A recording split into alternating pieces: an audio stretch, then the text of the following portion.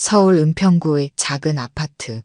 72세의 정숙자는 이른 새벽부터 손녀 민지의 아침을 챙기며 바쁜 하루를 시작합니다.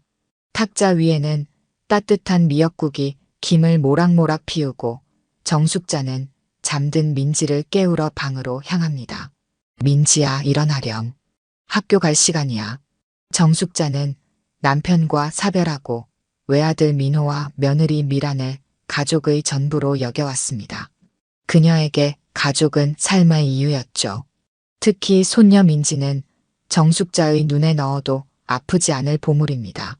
정숙자의 일상은 단조롭지만 평화로웠어요. 아들 부부와 손녀가 근처에 살아 자주 왕래했고 특히 민호는 애틋한 아들이었습니다. 엄마, 저녁 드셨어요?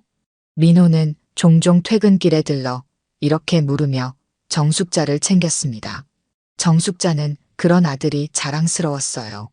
주변 친구들 모임에서도 늘 아들 자랑을 빼놓지 않았죠. 우리 민호는 바빠도 꼭 엄마 생각해요. 어제도 과일 한 상자 사들고 와서는. 며느리 미란과는 격식 있는 사이였지만 큰 문제 없이 지내왔습니다. 미란은 성격이 밝고 효부 노릇을 톡톡히 해내 주변에서도 칭찬을 들었기에 정숙자도 속으로 흐뭇해하곤 했어요. 어머니, 이번 주말에 저희 집에서 식사하시죠? 민호 오빠가 고기 사오기로 했어요. 미라는 종종 이렇게 정숙자를 초대했고 정숙자는 그런 며느리가 고마웠습니다. 손녀 민지는 할머니를 잘 따르는 천진난만한 아이였어요. 학교에서 있었던 일을 신나게 얘기하는 모습이 정숙자에겐 큰 기쁨이었죠. 할머니, 오늘 선생님이 제 그림 칭찬해 주셨어요. 정숙자는 이 평범하지만 소중한 일상이 영원히 계속될 거라 믿고 있었습니다. 어느 날 늦은 밤, 정숙자의 집 전화가 격하게 울렸습니다. 흔들리는 손으로 수화기를 들자 충격적인 소식이 정숙자를 기다리고 있었어요. 어머니, 민호가. 며느리 미란의 울먹이는 목소리가 전화기에서 떨리고 있었습니다. 필리핀으로 출장 겸 여행을 간 민호가 교통사고로 숨졌다는 것이었습니다. 순간 정숙자의 머릿속이 하얘졌어요. 그게 무슨 소리냐? 내 아들이 죽다니. 정숙자는 비명을 지르듯 되물었지만 전화 속 미라는 흐느끼며 어머니, 민호 오빠가 우리를 떠났어요. 라고 오열했습니다. 정숙자는 그 자리에 주저앉아 전화기를 떨어뜨렸습니다. 아들을 잃었다는 사실이 그녀의 온 세상을 무너뜨렸어요. 창밖으로 보이는 어둠이 그녀의 마음속으로 스며드는 것 같았습니다. 서울로 돌아온 미란과 정숙자는 황망한 마음으로 장례식을 준비했어요. 하지만 민호의 시신은 오지 않고 이미 화장된 유골함만 도착했습니다. 현지에서 시신 훼손이 심해 부득이 화장했다고 했죠. 작은 유골함을 부여안고 통곡하는 미란의 모습에 주위 사람들은 눈시울을 붉혔지만 정숙자의 가슴 한켠에는 말할 수 없는 찝찝함이 자리 잡았습니다. 장례식은 조용하고 빨리 치러졌어요. 고인의 마지막 모습을 확인하지 못한 채 영정사진과 유골함 앞에서 절만 올리는 허전한 장례였습니다. 미라는 장례식 내내 오열하며 쓰러질 듯 연신 울부짖었고 정숙자는 슬픔 속에서도 그런 며느리를 부축하며 함께 눈물을 흘렸어요. 그러나 문득 너무 연극하는 것처럼 우는 건 아닐까? 하는 죄책감 섞인 의문이 스쳐갔습니다. 애통한 며느리의 모습이었지만 왠지 모를 부자연스러움이 느껴졌던 것이죠. 주변에 조문객도 많지 않았어요. 민호의 죽음이 갑작스럽다 보니 친척들 몇 명과 가까운 이웃 정도만 참석한 소규모 장례가 치러졌습니다. 정숙자는 정신없이 장례를 치르면서도 몇 가지 의문을 마음속 깊이 새기게 됩니다. 왜 이렇게 서둘러 화장까지 해버린 거지? 민호 얼굴도 못 봤는데. 슬픔 한켠에서 서서히 피어오르는 이질감은 그녀도 모르게 가슴에 응어리지기 시작했습니다. 서울로 돌아온 미란과 정숙자는 황망한 마음으로 장례식을 준비했습니다. 미라는 필리핀에서 남편을 잃은 충격으로 얼굴이 창백했고 정숙자는 믿을 수 없는 현실에 멍한 상태였습니다. 어머니, 현지 영사관에서 도움을 많이 받았어요. 하지만 민호 오빠 시신은 너무 훼손되어서 미란의 설명은 이어지지 못했습니다. 그녀의 목소리는 흐느낌으로 갈라졌고 정숙자는 무슨 말인지 짐작했습니다. 현지 관계자들이 유선으로 전달한 내용에 따르면 민호는 오토바이와 충돌하는 사고를 당했고 현장에서 사망했다고 했습니다. 시신이 많이 손상된 상태라 현지에서 화장을 권유했다고 하네요. 친척 중 한 명이 작은 목소리로 정숙자에게 설명했습니다. 다음 날 작은 항아리 하나가 국제특송으로 도착했습니다. 민호의 유골함이었습니다. 택배 상자를 뜯는 미란의 손이 떨렸고 정숙자는 그 모습을 바라보며 가슴이 찢어지는 듯한 고통을 느꼈습니다. 내 아들이 이렇게 작은 상자로 돌아오다니. 정숙자는 유골함을 받아들고 아들의 이름을 부르며 통곡했습니다. 미란도 옆에서 함께 울었습니다. 그러나 정숙자는 울음속에서도 이상한 감각을 느꼈습니다. 미란의 울음소리가 왠지 모르게 과장된 듯한 느낌이었습니다. 장례식은 이틀 뒤 작은 장례식장에서 치러졌습니다. 갑작스러운 부고에 많은 사람들이 참석하지 못했고 가까운 친척들과 이웃들만이 조문을 왔습니다. 민호의 회사 동료들도 몇 명 왔지만 그들 역시 민호에 대해 많은 이야기를 나누지 못했습니다. 항상 밝고 성실한 직원이었습니다. 회사에 큰 손실입니다. 형식적인 위로의 말들만이 오갔습니다. 정숙자는 아들의 동료들이 더 많은 이야기를 해주길 바랐지만 A 사용지에 인쇄된 평범한 부고장으로는 많은 사람들이 참석하기 어려웠을 것입니다. 왜 민호 친구들은 하나도 안 왔니? 정숙자가 미란에게 물었습니다. 바쁘나 봐요, 어머니. 갑작스러운 일이라 연락도 잘 안 된 것 같고. 미란은 시선을 피하며 대답했습니다. 장례식장에서 미란은 연신 눈물을 흘리며 사람들 앞에서 오열했습니다. 조문객들은 그런 미란을 위로하며 안타까워했습니다. 아이고, 불쌍해라. 젊은 나이에 홀로 남았네. 얼마나 충격이 크겠어.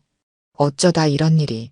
하지만 정숙자는 미란의 모습이 어딘가 어색하게 느껴졌습니다. 사람들이 많을 때는 목 놓아 울던 미란이 잠시 휴게실에 혼자 있을 때는 눈물을 금세 그치고 핸드폰을 보는 모습을 우연히 목격했기 때문입니다. 너무 슬퍼서 멍해진 건가? 아니면 내가 너무 예민한 건가? 정숙자는 자신의 의심이 단지 아들을 잃은 충격 때문일 거라고 생각하려 했습니다. 하지만 장례식이 진행될수록 더 많은 의문점이 생겼습니다. 민호의 영정사진 옆에 놓인 유골함은 너무 작았습니다. 건장했던 아들의 유해가 정말 모두 담겨 있는지 의문이 들었습니다. 더구나 미라는 필리핀에서의 상황에 대해 상세히 설명하지 않았고 물어볼 때마다 울음을 터뜨려 대화가 이어지지 않았습니다. 미라나, 필리핀에서는 어떤 병원에서 민호를 확인했니?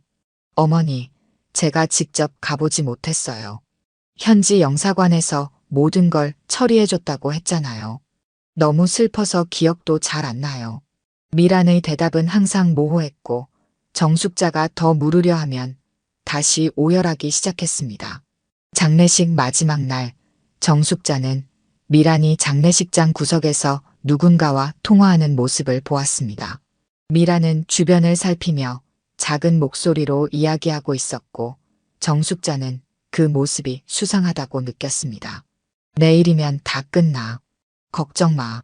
이런 말들이 들린 것 같았지만 정숙자는 확신할 수 없었습니다. 미란이 통화를 마치고 돌아오자 정숙자는 물었습니다. 누구랑 통화했니? 아, 보험회사요.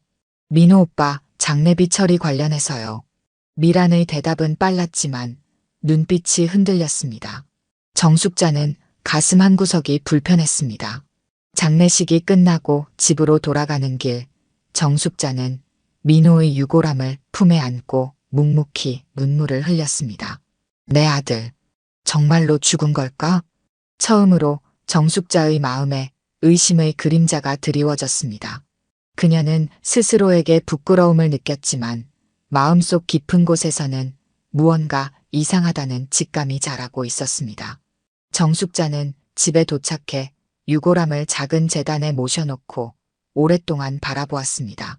눈물이 마를 때까지 울었지만 그녀의 마음속 의문은 가시지 않았습니다. 왜 이렇게 서둘러 화장했을까? 왜 나는 아들 얼굴 한 번 못 보고 보내야 하는 걸까? 정숙자는 아무도 없는 집에서 홀로 이런 질문들을 되뇌었습니다. 그리고 아무리 생각해도 이해할 수 없는 상황들이 그녀의 마음에 의심의 씨앗으로 자리 잡기 시작했습니다. 시간이 조금 흐른 뒤 정숙자의 슬픔은 쉽사리 가라앉지 않았습니다. 매일 밤 잠들기 전 유골함을 꺼내어 아들의 이름을 불러보며 통곡하다 지치는 날들이었어요. 창가에 앉아 비오는 거리를 바라보며 공허한 시간을 보내기도 했습니다. 민호야, 엄마가 뭘 잘못했길래 이런 벌을 받는 거니? 정숙자는 괴로운 밤을 보내고 또 아침을 맞았습니다. 하지만 슬픔 속에서도 의심의 씨앗은 자라나고 있었죠. 어느 날 정숙자는 문득 장례식장에서 보았던 미란의 모습을 떠올렸습니다. 미란은 사람들이 보는 앞에서는 목 놓아 울었지만 문상이 끝나갈 무렵 혼자 휴게실에 앉아 있을 때는 눈물을 그친 채 담담한 얼굴로 휴대폰만 들여다보던 모습이 스쳐 지나갔어요. 너무 슬퍼서 멍해진 거였겠지. 정숙자는 애써 마음을 다잡았지만 미란이 전화를 받으며 작은 목소리로 필리핀이라는 단어를 언급하는 것도 들은 것 같았습니다. 그때는 별 의미 없이 지나쳤던 장면들이 이제는 의문으로 다가왔어요. 며느리의 행동 하나하나가 신경 쓰이기 시작한 정숙자는 용기를 내어 미란에게 조심스럽게 물었습니다. 미란아, 혹시 민호 마지막에 병원이나 얼굴이라도 직접 보고 온 거니? 미란은 눈을 크게 뜨며 고개를 저었습니다. 아니에요, 어머니. 저도 필리핀까지 갈 여력이 안 돼서 현지에서 바로 화장할 수밖에 없었대요. 저도 못 봤어요. 미라는 다시 눈물을 글썽였지만 그 눈빛은 왠지 흔들리는 것처럼 보였습니다. 정숙자의 속이 답답해졌어요. 아니, 그랬구나. 이상하게도 관련 서류를 좀 볼 수 있을까? 엄마도 아들 일인데 어떻게 돌아가신 건지 알고 싶어서. 미라는 잠시 망설이더니 대답했습니다. 제가 나중에 찾아볼게요. 지금은 정리가 안 됐어요. 미란의 대답은 항상 회피적이었습니다. 정숙자는 더 캐묻지 못했지만 마음속 의심은 커져만 갔어요. 며칠 후 정숙자는 우연히 거실 탁자 서랍을 정리하다가 민호의 서류 봉투 하나를 발견했습니다. 안에는 민호 이름으로 된 두꺼운 보험 증서가 들어 있었어요. 놀랍게도 거액의 생명보험 증권이었고 수익자란에 적힌 이름은 다름 아닌 배우자 오미란이었습니다. 순간 정숙자의 손이 떨렸어요. 우리 민호가 이렇게 큰 보험을 언제 들었지? 게다가 가입 시기가 불과 반년 전 며느리 미란이 적극 권유해서 들었다는 메모까지 붙어 있었습니다. 정숙자의 심장은 쿵쾅대기 시작했어요. 설마 아니겠지. 그녀는 고개를 저어보았지만 의심은 더욱 깊어졌습니다. 며느리가 아들의 보험금 때문에 무언가를 꾸민 것이 아닐까 하는 끔찍한 생각이 머리를 스쳤어요. 정숙자는 그 길로 자기 방 문을 닫고 앉아 보험 증서를 손에 쥔 채 한참을 멍하니 있었습니다. 눈물로 흐려진 시야 너머로 아들의 환한 웃음 사진이 보였어요. 민호야, 대체 엄마가 뭘 의심하고 있는 거니? 그녀의 마음속에서 슬픔과 의심이 뒤섞인 혼란이 소용돌이쳤습니다. 다음 날 정숙자는 미란이 출근한 사이 조심스럽게 미란의 방을 살펴보기로 했습니다. 그녀는 손녀 민지를 유치원에 데려다주고 돌아와 미란의 옷장과 서랍을 뒤지기 시작했어요. 내가 이러면 안 되는데. 죄책감이 들었지만 진실을 알고 싶은 마음이 더 컸습니다. 서랍 깊숙한 곳에서 정숙자는 여러 통장과 함께 또 다른 보험 서류를 발견했어요. 민호 명의로 된 또 다른 생명보험이었습니다.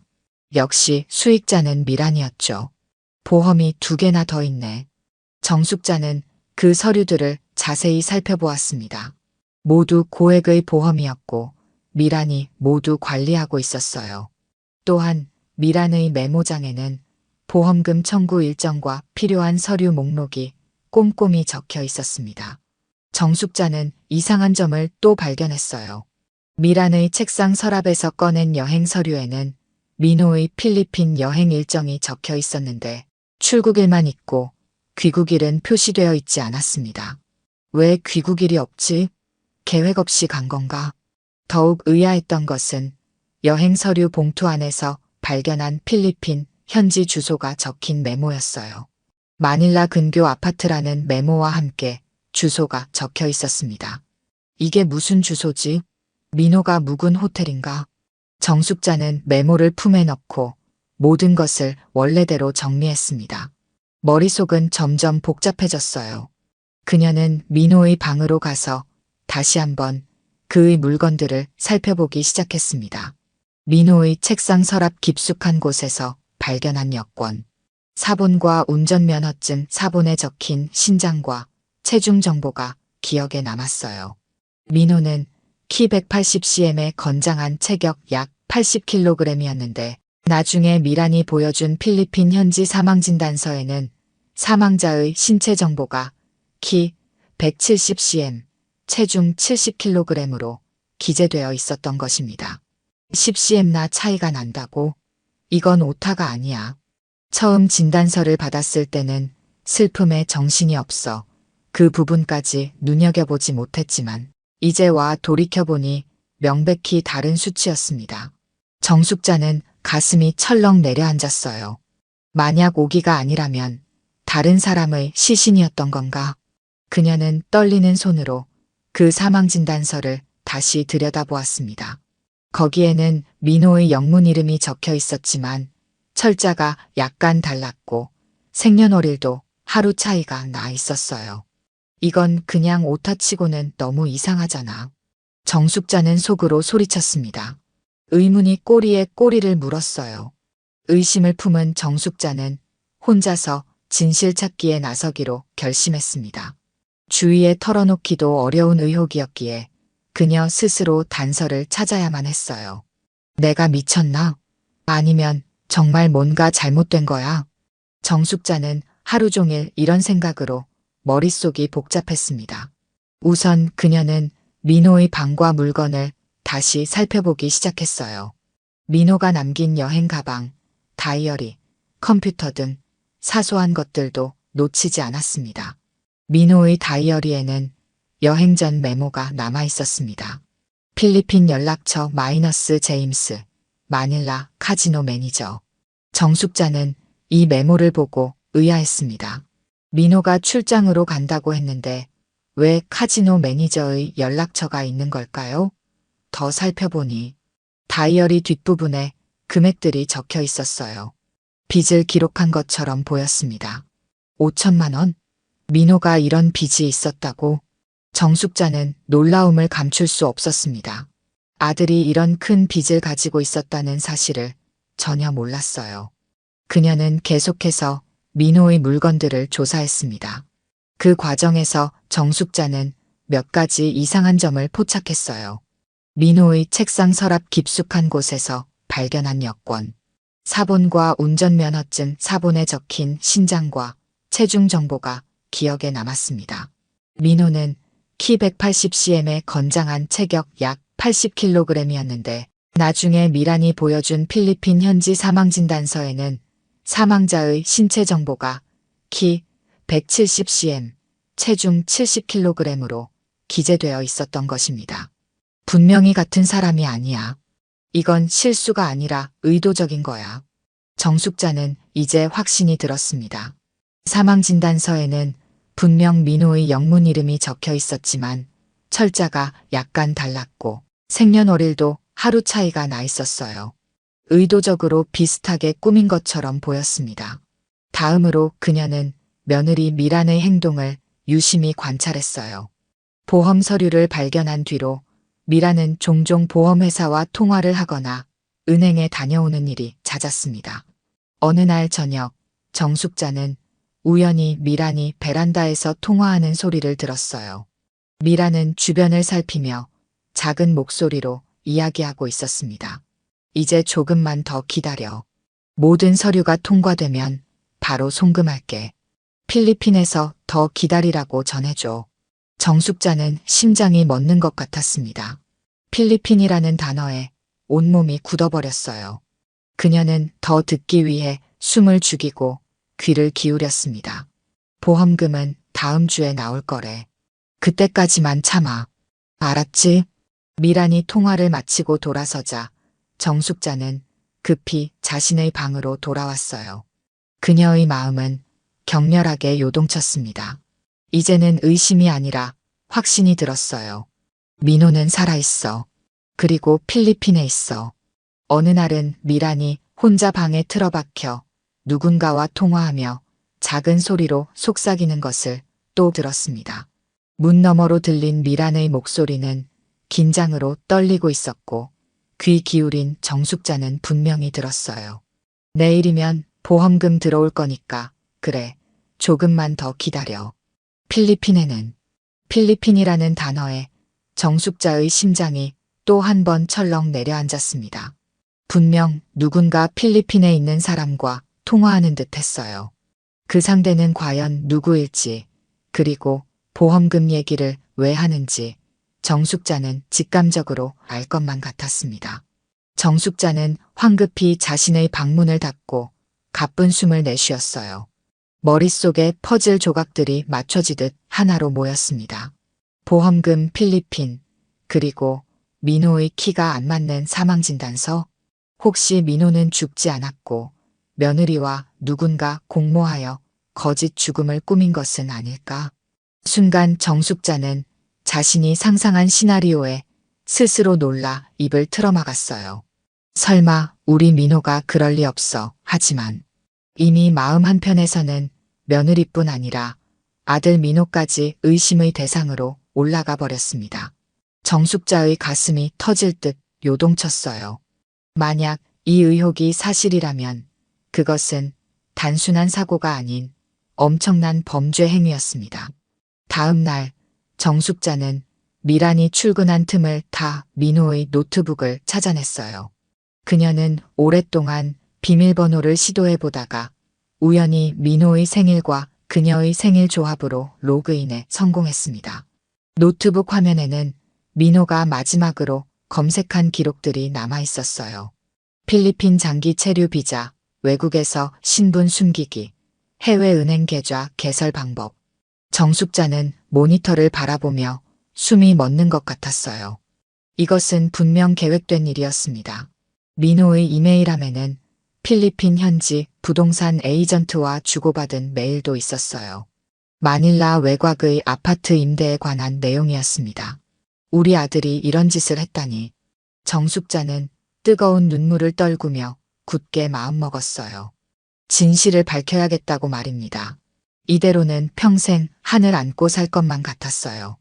그날 저녁 정숙자는 작은 수첩에 지금까지 발견한 모든 증거들을 정리했습니다. 민호 명의의 고액 생명보험 3개 모두, 최근 6개월 내가입, 사망진단서의 신체정보 불일치키, 체중 차이, 미란의 수상한 통화 내용 필리핀과 보험금 언급, 민호의 노트북 검색 기록 해외 도피 관련 정보, 필리핀 현지 아파트 임대 이메일. 이 모든 증거가 가리키는 것은 하나였어요. 민호와 미란이 보험금을 타내기 위해 죽음을 위장했다는 것입니다. 정숙자는 손을 떨며 수첩을 덮었어요. 내가 어떻게 해야 하지? 경찰에 신고해야 할까? 하지만 그러면 민호가. 정숙자는 복잡한 감정에 휩싸였습니다. 아들을 법의 심판대에 세우고 싶지는 않았어요. 하지만 이런 끔찍한 거짓말과 배신을 그냥 넘길 수도 없었습니다. 결국 정숙자는 결심했어요. 먼저 미란을 직접 컨프런테이션 하기로 말입니다. 진실을 듣고 싶었고 왜 그랬는지 알고 싶었습니다. 민호야, 엄마가 널 찾아낼 거야. 그리고 왜 이런 끔찍한 짓을 했는지 묻고 말 거야. 정숙자는 창밖의 밤하늘을 바라보며 중얼거렸습니다. 그녀의 눈에는 다시 결연한 빛이 돌아왔어요. 이제 그녀는 진실을 찾아 나설 준비가 되어 있었습니다. 정숙자는 모른 척 지내던 며느리에게서 확실한 증거를 잡기 위해 머리를 쓰기 시작했습니다. 대놓고 추궁하면 미란이 모든 증거를 없앨지도 모른다는 생각이 들었어요. 그래서 정숙자는 교묘하게 접근하기로 했습니다. 어느 저녁 식사 자리, 그녀는 일부러 조용히 말을 꺼냈습니다. 미란아, 보험금은 잘 처리되고 있니? 갑작스런 질문에 미란은 수저를 떨어뜨릴 뻔하며 당황한 얼굴을 보였습니다. 아, 네, 제가 처리하고 있어요. 어머니 신경 쓰지 마세요. 그녀의 목소리는 평소와 다르게 살짝 떨렸습니다. 정숙자는 그 눈빛을 놓치지 않았어요. 이어서 정숙자는 조심스럽지만 단호하게 물었습니다. 민호 보험은 언제 그렇게 든 거야? 내가 몰랐네. 미라는 순간 말문이 막힌 듯 보였으나 금세 미소를 가장하며 대답했습니다. 어머니 모르게 해드린 건 죄송해요. 민호 오빠가 혹시라도 어머니랑 저희에게 무슨 일 생기면 도움되라고 작년에 가입했었어요. 거짓말이었습니다. 정숙자는 보험 증서를 직접 봤기 때문에 가입 시기가 불과 6개월 전이라는 사실을 알고 있었어요. 하지만 그녀는 내색하지 않았습니다. 그래. 그런데 아까 보험회사에서 전화가 왔더라. 내가 민호 어머니라고 하니까 보험금 청구 과정에 대해 몇 가지 물어보더라고. 이것은 정숙자의 거짓말이었습니다. 미란의 반응을 살피기 위한 함정이었어요. 미란의 얼굴이 순간 창백해졌습니다. 정말요? 무슨 내용을 물어봤어요? 미란의 목소리는 떨렸고 손도 떨리기 시작했습니다. 정숙자는 덤덤하게 대답했어요. 필리핀에서 사고 상황이랑 시신 확인 과정에 대해서 물어보더라고. 내가 잘 모른다고 했지. 미란은 안도의 숨을 내쉬는 듯 했습니다. 그녀는 급히 화제를 돌렸어요. 어머니, 오늘 국이 정말 맛있네요. 더 드세요. 정숙자의 속이 부글부글 끓어올랐습니다. 하지만 애써 내색하지 않고 마지막으로 결정적인 말을 꺼냈습니다. 그런데 미란아. 그녀는 미란을 똑바로 바라보았습니다. 필리핀에서 온 사망진단서에 민호 신장이 170이라고 돼 있던데 못하겠지? 우리 민호 키는 180인데. 이 말을 들은 순간 미란의 얼굴이 새파래졌습니다. 젓가락을 쥔 손이 달달 떨리는 것이 보였어요. 저도 잘 몰라요. 현지에서 서류를 그렇게 보내왔으니. 그녀는 황급히 자리를 치우고 일어섰습니다. 설거지는 제가 할게요. 어머니 그만 주무세요. 미라는 뭔가 피하고 싶다는 듯 급히 부엌으로 몸을 피했습니다. 정숙자는 남은 밥상머리에 혼자 앉아 묵묵히 눈물을 떨어뜨렸어요. 며느리의 반응을 본 이상 이제는 의혹을 확신으로 바꿀 때였습니다.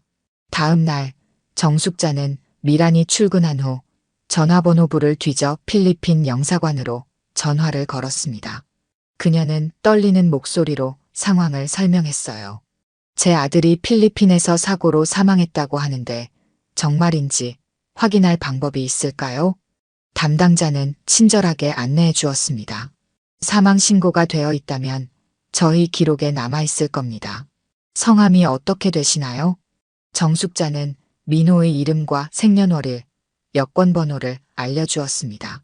잠시 후 담당자의 답변이 돌아왔어요. 죄송합니다만 해당 이름으로 사망 신고된 기록이 없습니다. 혹시 다른 이름으로 등록되었을 수도 있으니 현지 경찰서에 확인해 보시는 게 좋겠습니다. 정숙자의 가슴이 뛰었습니다. 이것은 그녀의 의심을 뒷받침하는 또 하나의 증거였어요. 그날 밤 정숙자는 깊은 결심을 했습니다. 방에 앉아 돌아가신 남편 영정사진 앞에서 떨리는 목소리로 말했습니다. 여보, 제가 이 가족을 지켜낼게요. 우리 민호가 무슨 잘못을 했든 제가 밝혀내서 바로잡겠어요. 이미 며느리와 아들이 공모했다는 최악의 가능성까지 염두에 둔 정숙자의 눈에서는 뜨거운 눈물이 흘렀습니다.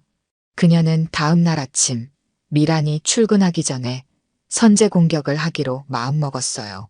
아침 식사 테이블에서 정숙자는 조용히 미란을 바라보았습니다. 미란아, 어제 필리핀 영사관에 전화했어. 미란은 커피잔을 들다가 멈췄습니다. 그녀의 눈이 커졌어요. 네. 왜요? 민호 사망 기록이 없대. 넌 어떻게 설명할래? 미란은 잠시 아무 말도 하지 못했습니다. 그녀의 손이 떨리기 시작했어요. 그건 아마 처리가 덜 된 거겠죠. 제가 다시 알아볼게요. 정숙자는 한숨을 쉬었습니다. 미란아, 더 이상 거짓말 하지 마. 민호 살아있지? 너희 둘이 보험금 타내려고 이런 짓 한 거지? 미란은 의자에서 벌떡 일어났습니다.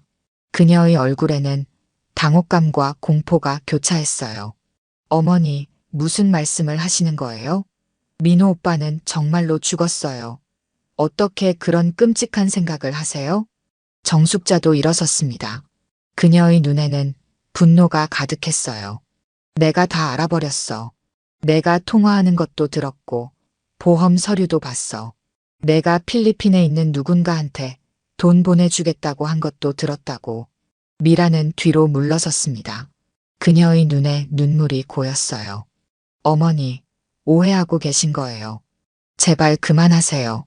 정숙자는 방으로 들어가 증거들을 모아온 수첩을 꺼내 미란 앞에 내려놓았습니다. 여기 모든 증거가 있어. 내가 경찰에 신고하기 전에 솔직하게 말해. 민호는 어디 있니? 미라는 수첩을 보고 얼굴이 하얗게 변했습니다. 그녀는 의자에 주저앉아 고개를 숙였어요. 잠시 침묵이 흘렀습니다. 그날 밤 정숙자는 일부러 민지를 이웃집에 잠시 부탁하고 집으로 돌아왔습니다. 그리고는 거실에서 귀가한 며느리 미란을 마주했어요. 정숙자의 눈빛이 예사롭지 않자 미란은 불안한 표정으로 물었습니다.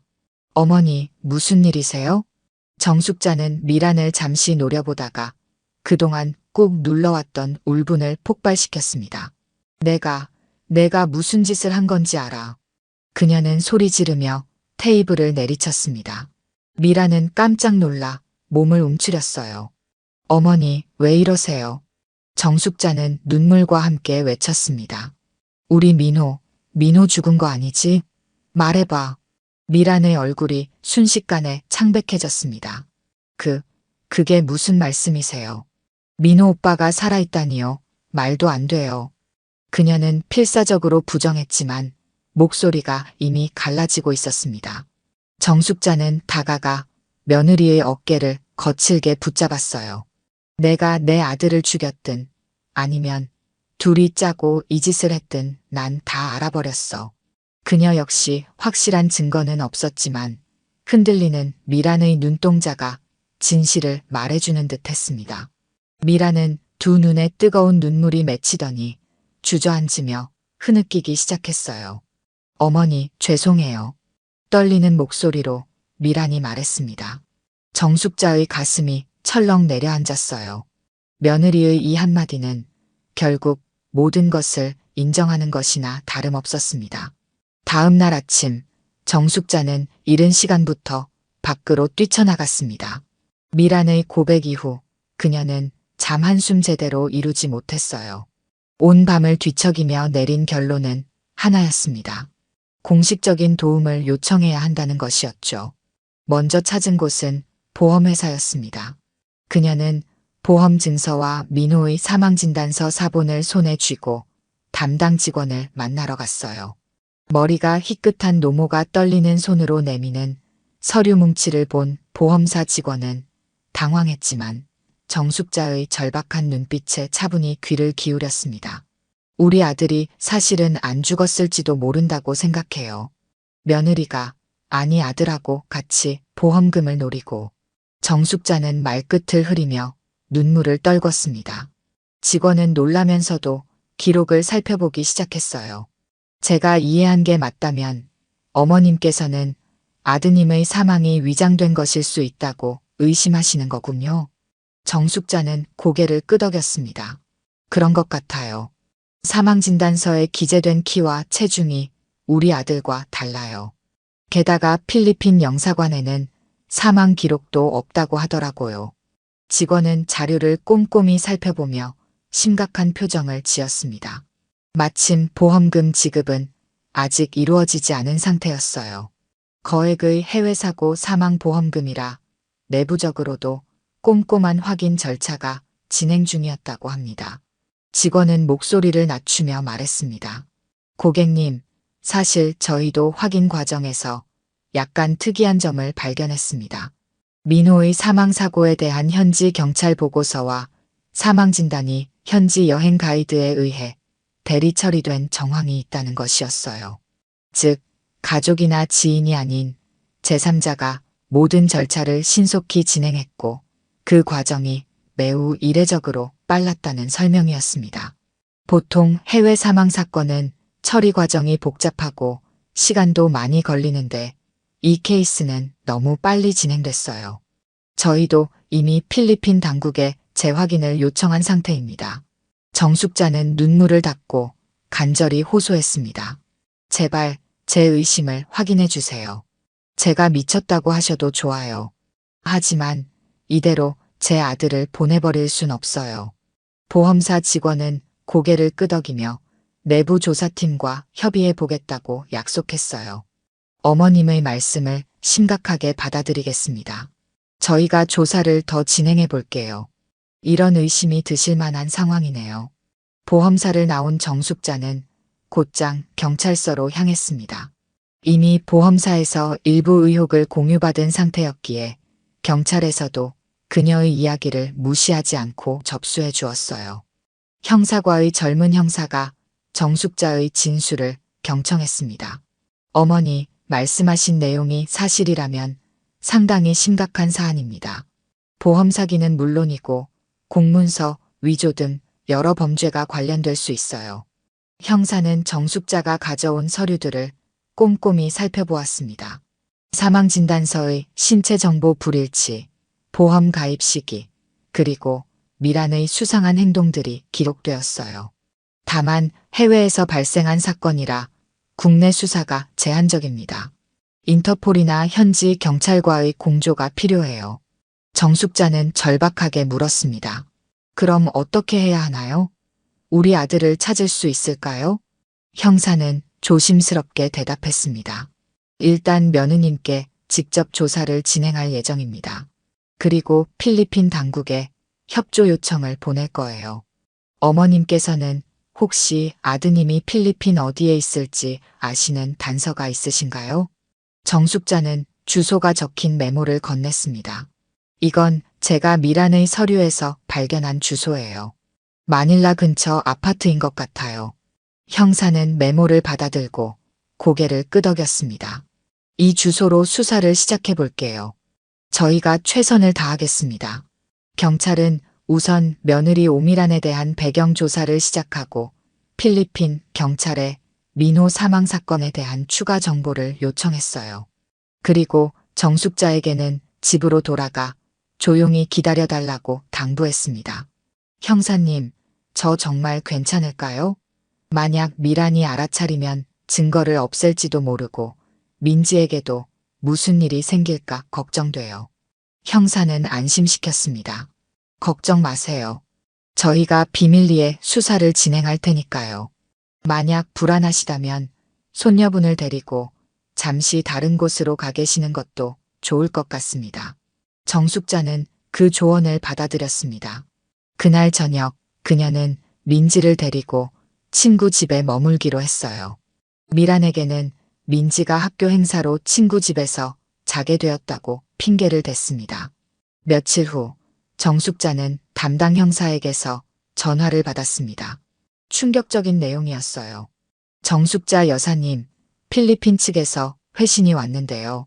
민호 씨 사망 사고 관련 기록이 현지 경찰에 없다네요.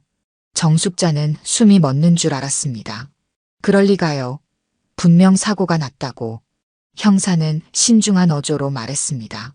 현지 교통사고 신고는 있었지만 신고자 신원도 불분명하고 사망자 신원 확인이 제대로 안 되어 있다고 합니다. 저희도 좀 더 확인해 봐야 할 것 같습니다. 이어서 형사는 더 중요한 소식을 전했습니다. 그리고 오미란 씨의 통화 기록을 확인한 결과 최근 3개월간 필리핀 현지 번호로 여러 차례 통화한 기록이 있습니다. 특히 민호 씨 사망 직후부터 통화 빈도가 급증했고요. 정숙자의 심장이 빠르게 뛰었습니다. 그럼 우리 민호가? 형사는 조심스럽게 대답했습니다. 아직 단정할 수는 없지만 의심스러운 정황이 많이 발견되고 있습니다. 현재 필리핀 경찰과 협력하여 어머님이 제공해 주신 주소를 수색 중입니다. 조만간 결과가 나올 겁니다. 전화를 끊은 정숙자는 가슴을 부여잡았습니다. 이제 확신이 들었어요. 아들은 죽지 않았다. 그렇다면 그는 어디에 있을까요? 머릿속에 필리핀 어딘가에서 살아있을 아들의 모습이 떠올랐습니다. 그러나 이어 밀려온 것은 배신감과 분노였어요. 정숙자는 치밀어 오르는 분노에 몸을 떨었습니다. 자신을 이토록 절망에 빠뜨린 채 보험금을 타낼 속셈으로 숨어있는 아들 내외를 생각하니 참을 수가 없었습니다. 그녀는 창밖을 바라보며 중얼거렸습니다. 민호야, 엄마는 너를 찾아낼 거야. 그리고 내가 왜 이런 끔찍한 짓을 했는지 묻고 말 거야. 정숙자의 눈에는 결연한 의지가 빛났습니다. 이제 기다림만 남았어요. 진실이 밝혀지는 그 순간까지 미라는 결국 정숙자 앞에서 모든 진실을 털어놓았습니다. 그녀의 고백은 마치 비수처럼 정숙자의 가슴을 찔렀어요. 어머니, 사실은 민호 오빠가 살아있어요. 미란의 목소리는 떨렸고 그녀의 눈에서는 눈물이 흘러내렸습니다. 정숙자는 비록 이미 짐작하고 있었지만 직접 확인하니 가슴이 무너져 내렸어요. 왜? 대체 왜 이런 끔찍한 짓을 한 거니? 정숙자의 울분 어린 질문에 미라는 흐느끼며 대답했습니다. 도박 빚 때문이었어요. 민호 오빠가 몰래 도박을 했는데 빚이 너무 많이 쌓였어요. 오빠가 위험해지기 시작했고 빚쟁이들이 집까지 찾아왔어요.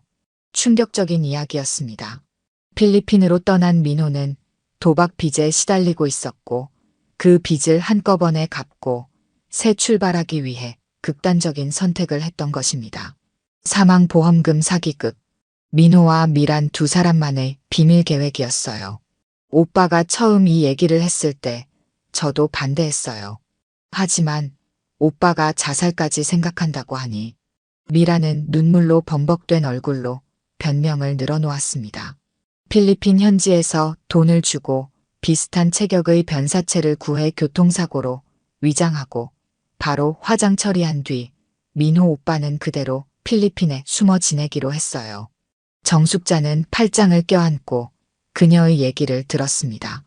그 모든 것이 돈을 위한 계획이었다니.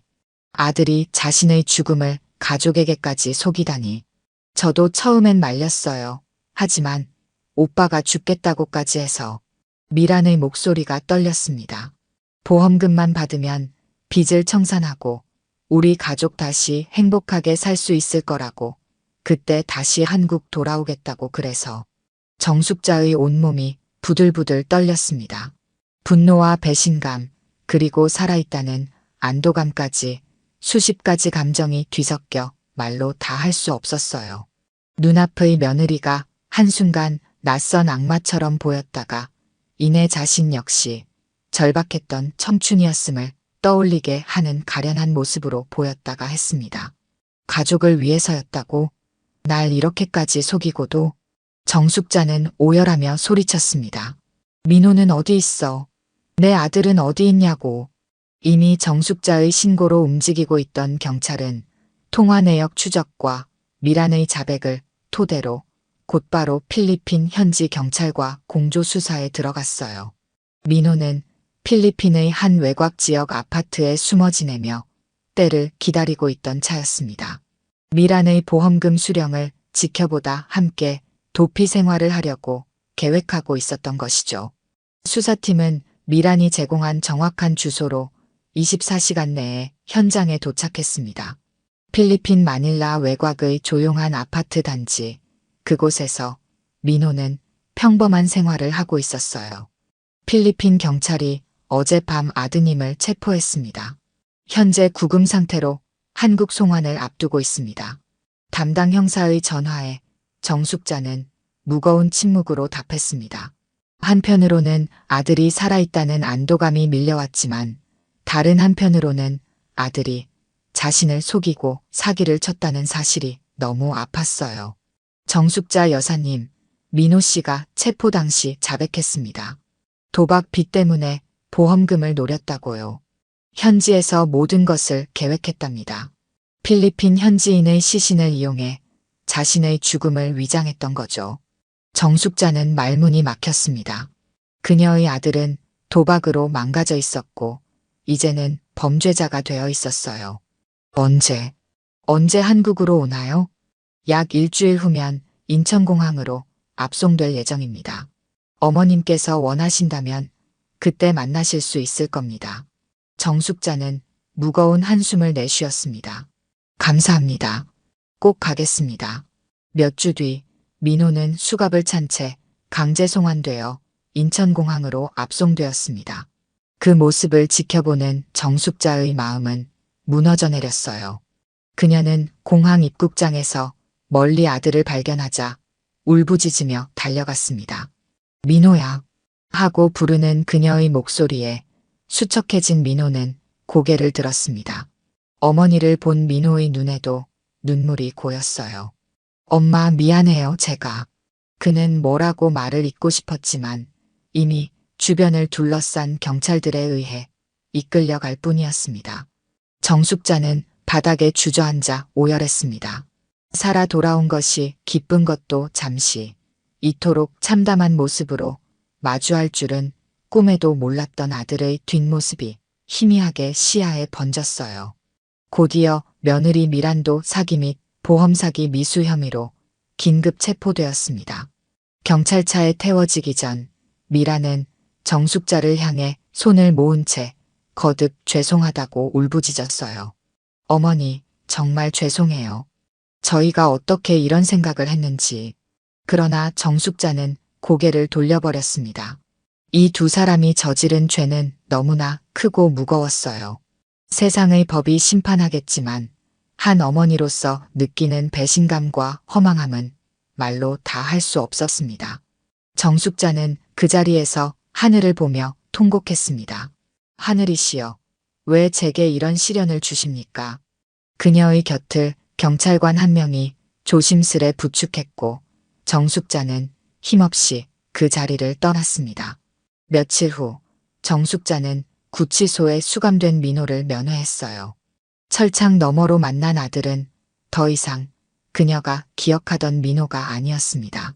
수척해진 얼굴에 깊은 주름이 패인 모습이었어요. 엄마, 정말 미안해요. 제가 미쳤었나 봐요. 민호는 고개를 들지 못했습니다. 그의 눈에는 뜨거운 눈물이 고였어요. 도박을 시작한 게 잘못이었어요. 한 번 빠지니까 헤어나올 수가 없더라고요. 빚은 점점 늘어갔고 결국 위험한 사람들에게까지 빌리게 됐어요. 정숙자는 묵묵히 듣고 있었습니다. 그 사람들이 위협하기 시작했어요. 가족들까지 해치겠다고요. 너무 무서웠어요, 엄마. 그래서 이런 미친 생각을 했던 거예요. 정숙자는 긴 침묵 끝에 말했습니다. 그래서 엄마를 이렇게 속이고 죽은 척하고 우리 민지까지 고아로 만들 뻔했니? 민호는 말문이 막혔습니다. 그저 눈물만 흘릴 뿐이었어요. 넌 내 짓의 대가를 치러야 할 거야. 법의 심판을 받는 게 맞아. 하지만 정숙자의 목소리가 떨렸습니다. 내가 살아있어서 다행이다. 엄마는 그것만으로도 감사해. 민호는 울음을 터뜨렸고 정숙자도 눈물을 흘렸습니다. 둘 사이에는 말로 다 할 수 없는 아픔과 상처, 그리고 미약하지만 희망의 불씨가 있었어요. 법정에서 민호와 미라는 사기, 보험 사기 미수, 공문서, 위조 등의 혐의로 재판을 받았습니다. 둘 다 모든 혐의를 인정했고 결국 실형을 선고받았어요. 민호는 3년, 미라는 2년의 징역형을 선고받았습니다. 정숙자는 법정 마지막 날 두 사람이 호송차에 오르는 모습을 지켜보았습니다. 그녀의 마음은 아직도 아팠지만 이제는 진실을 알았다는 안도감도 있었어요. 이제 다 끝났구나. 정숙자는 중얼거렸습니다. 그러나 그녀는 알고 있었어요. 진짜 시련은 이제부터 시작이라는 것을. 민지를 혼자 키워야 하고 아들과 며느리가 감옥에서 나온 후에도 그들을 어떻게 다시 품어야 할지 고민해야 했습니다. 하지만 지금 이 순간, 진실이 밝혀진 이 순간만큼은 그저 모든 것이 끝났다는 안도감에 젖었어요. 민호야, 내가 무슨 짓을 했든 난 여전히 내 엄마야. 내가 출소하면 우리 다시 시작하자. 정숙자는 멀어지는 호송차를 바라보며 속삭였습니다. 그녀의 눈에는 결연한 의지가 빛났어요. 몇 달 후 서울의 늦가을 햇살 아래 정숙자의 작은 아파트에는 다시금 온기가 돌고 있었습니다. 거실 한쪽에는 이제 민지와 찍은 사진들이 가지런히 놓여 있었어요. 민호와 미라는 사기 및 보험 사기 미수 혐의로 모두 실형을 선고받아 교도소에 수감되었습니다. 어린 민지는 부모와 떨어져 지내야 하는 충격으로 한동안 말을 잃었지만 다행히 정숙자의 지극한 보살핌 속에 조금씩 안정을 찾아갔습니다. 할머니, 오늘 학교에서 그림 그렸어요. 민지가 학교에서 돌아와 그림을 보여주었습니다. 그림 속에는 할머니와 민지, 그리고 멀리 있는 엄마 아빠가 그려져 있었어요. 우리 민지가 정말 잘 그렸네. 이리 와봐. 정숙자는 민지를 안아주었습니다. 정숙자는 비록 아들과 며느리의 끔찍한 배신에 큰 상처를 받았지만 민지를 위해 다시 일어서기로 마음먹었어요. 70을 넘긴 나이에도 불구하고 민지의 손을 잡고 공원 산책을 다니며 동화책을 읽어주며 그녀의 웃음을 되찾아주려고 노력했습니다. 할머니, 아빠 언제 와요? 민지가 물었습니다. 정숙자는 가슴이 아팠지만 웃음을 지어 보였어요. 조금만 더 기다리면 아빠, 엄마 모두 돌아올 거야. 그때까지 할머니랑 잘 지내자. 마음 한켠에는 여전히 아들에 대한 그리움과 원망이 교차했지만 정숙자는 민지 앞에서는 언제나 웃음을 지었습니다. 매주 한 번씩 교도소를 찾아 민호를 면회하는 일도 빠지지 않았어요. 엄마, 민지는 잘 지내요? 민호가 물었습니다. 정숙자는 고개를 끄덕였어요. 걱정 말고 내 반성에 집중해라. 출소하면 새 삶을 살 수 있도록. 밤늦게 모두 잠든 후에야 정숙자는 가끔 혼자 눈물을 훔쳤습니다. 하지만 이내 마음을 다잡았어요. 어느새 그녀의 머릿속에는 민호야, 내 잘못을 평생 반성하며 속죄하고 나오길 바란다 하고 조용히 아들을 향해 기도하는 날들이 이어지고 있었습니다. 제가 결국 제 아들의 잘못을 밝히고 바로잡았습니다.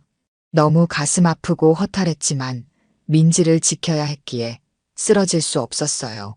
정숙자는 민지의 잠든 얼굴을 바라보며 중얼거렸습니다. 그녀의 눈에는 희망의 빛이 돌아왔어요. 아들이 저지른 죄는 미워도 저는 여전히 그 아이의 엄마입니다. 언젠가 제 품에 돌아올 날을 기다리며 민지와 함께 열심히 살아갈 겁니다. 정숙자의 이야기는 이렇게 막을 내립니다. 그러나 그녀의 새로운 삶의 막은 이제 겨우 시작일 뿐이었습니다. 가족의 사랑은 어떤 시련도 이겨낼 힘이 됩니다. 오늘 들려드린 이야기가 여러분의 마음에 작은 울림이 되었기를 바랍니다.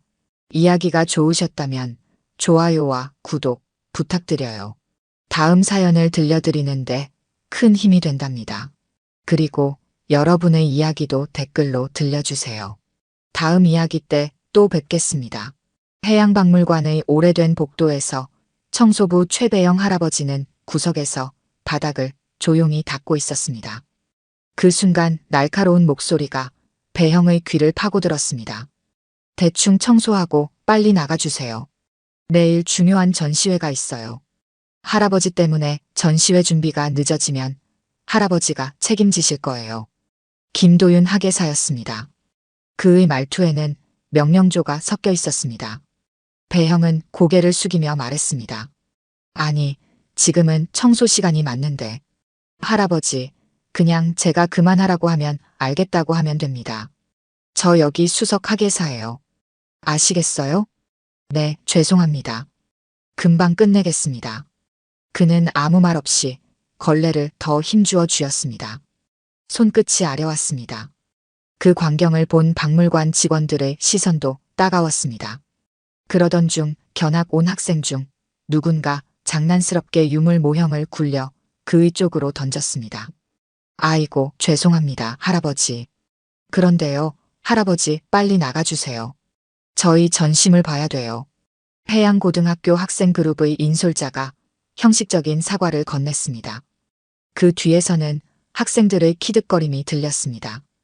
청소만 하지 마시고 중요한 사람인지도 알아주세요.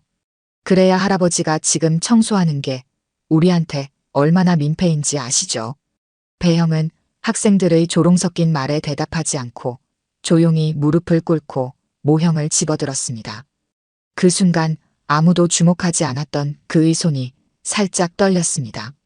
그러나 그는 아무 일도 없었다는 듯 모형을 다시 전시대 위에 올려놓았습니다. 그의 눈빛은 여전히 고요했습니다. 그 속에는 묻어둔 상처와 아픔이 깊게 드리워져 있었습니다. 됐으니까 이제 그만 나가세요. 김도윤 학예사의 말에 배형은 고개를 끄덕였습니다. 네, 내일 다시 오겠습니다. 그의 목소리는 작고 떨렸지만 그 안에 담긴 체념은 명확했습니다. 학생들은 키득거렸습니다. 비웃음 섞인 목소리들이 공간을 메웠습니다. 배형은 몸을 돌려 조용히 청소도구를 챙겼습니다. 주름진 손에 걸레와 빗자루를 쥐며 그는 조용히 문 쪽으로 걸어갔습니다. 그 순간 학생들 중에서 민준이 모든 장면을 보고 있었습니다. 그의 눈에는 참을 수 없는 화가 서려 있었습니다. 친구들은 알지 못했지만 저 무시당하는 청소부 할아버지는 바로 그의 할아버지였습니다. 가슴속에서 복잡한 감정이 일었지만 민주는 친구들 앞에서 아무 말도 하지 못했습니다. 그저 고개를 숙인 채 무리에서 조금 떨어져 섰습니다. 그날 저녁 모두가 떠난 텅 빈 해양박물관. 불이 희미하게 켜진 가운데 최배영은 여느 때처럼 구석에서 청소도구를 정리하고 있었습니다. 그의 굽은 등과 느린 동작에는 세월의 무게가 실려 있었습니다. 한때 바다를 누비던 강인한 남자의 모습은 찾아볼 수 없었습니다. 단지 세상에 지친 노인의 모습만이 남아 있었습니다. 집으로 돌아온 민주는 현관문을 열자마자 거실에 앉아 텔레비전을 보고 계신 할아버지를 발견했습니다. 배형의 눈에는 피로가 가득했지만 손자를 보자 환한 미소를 지었습니다. 민주는 인사도 없이 자기 방으로 향했습니다. 그의 얼굴에는 복잡한 감정이 얽혀 있었습니다. 잠시 후 민준이 입을 열었습니다. 목소리에는 억눌린 분노와 부끄러움이 섞여 있었습니다.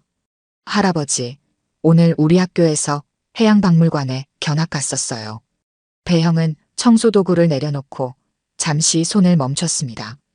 고요한 거실 안에 그 말이 맴돌았습니다. 그는 천천히 고개를 돌려 민준을 바라보았습니다. 그랬구나. 즐거웠니? 왜 거기서 일하세요?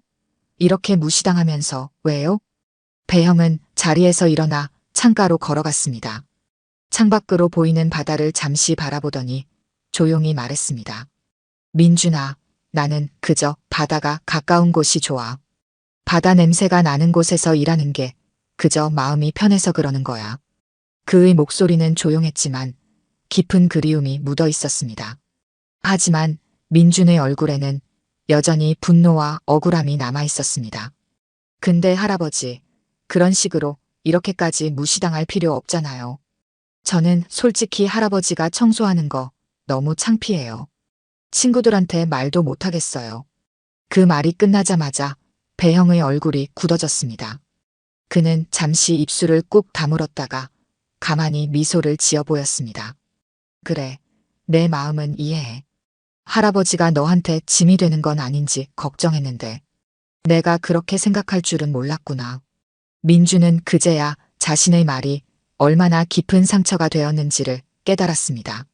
하지만 이미 뱉어버린 말은 주워 담을 수 없었습니다. 할아버지, 저는 그게 그런 뜻이 아니었어요. 그냥 친구들 앞에서 창피하기도 하고 할아버지가 무시당하는 게 너무 힘들어서. 배형은 고개를 끄덕이며 민준의 어깨에 손을 얹었습니다. 주름진 손에서 느껴지는 따뜻함과 무게감에 민준은 말문이 막혔습니다. 민준아, 괜찮다. 내가 그렇게 느낄 수도 있지.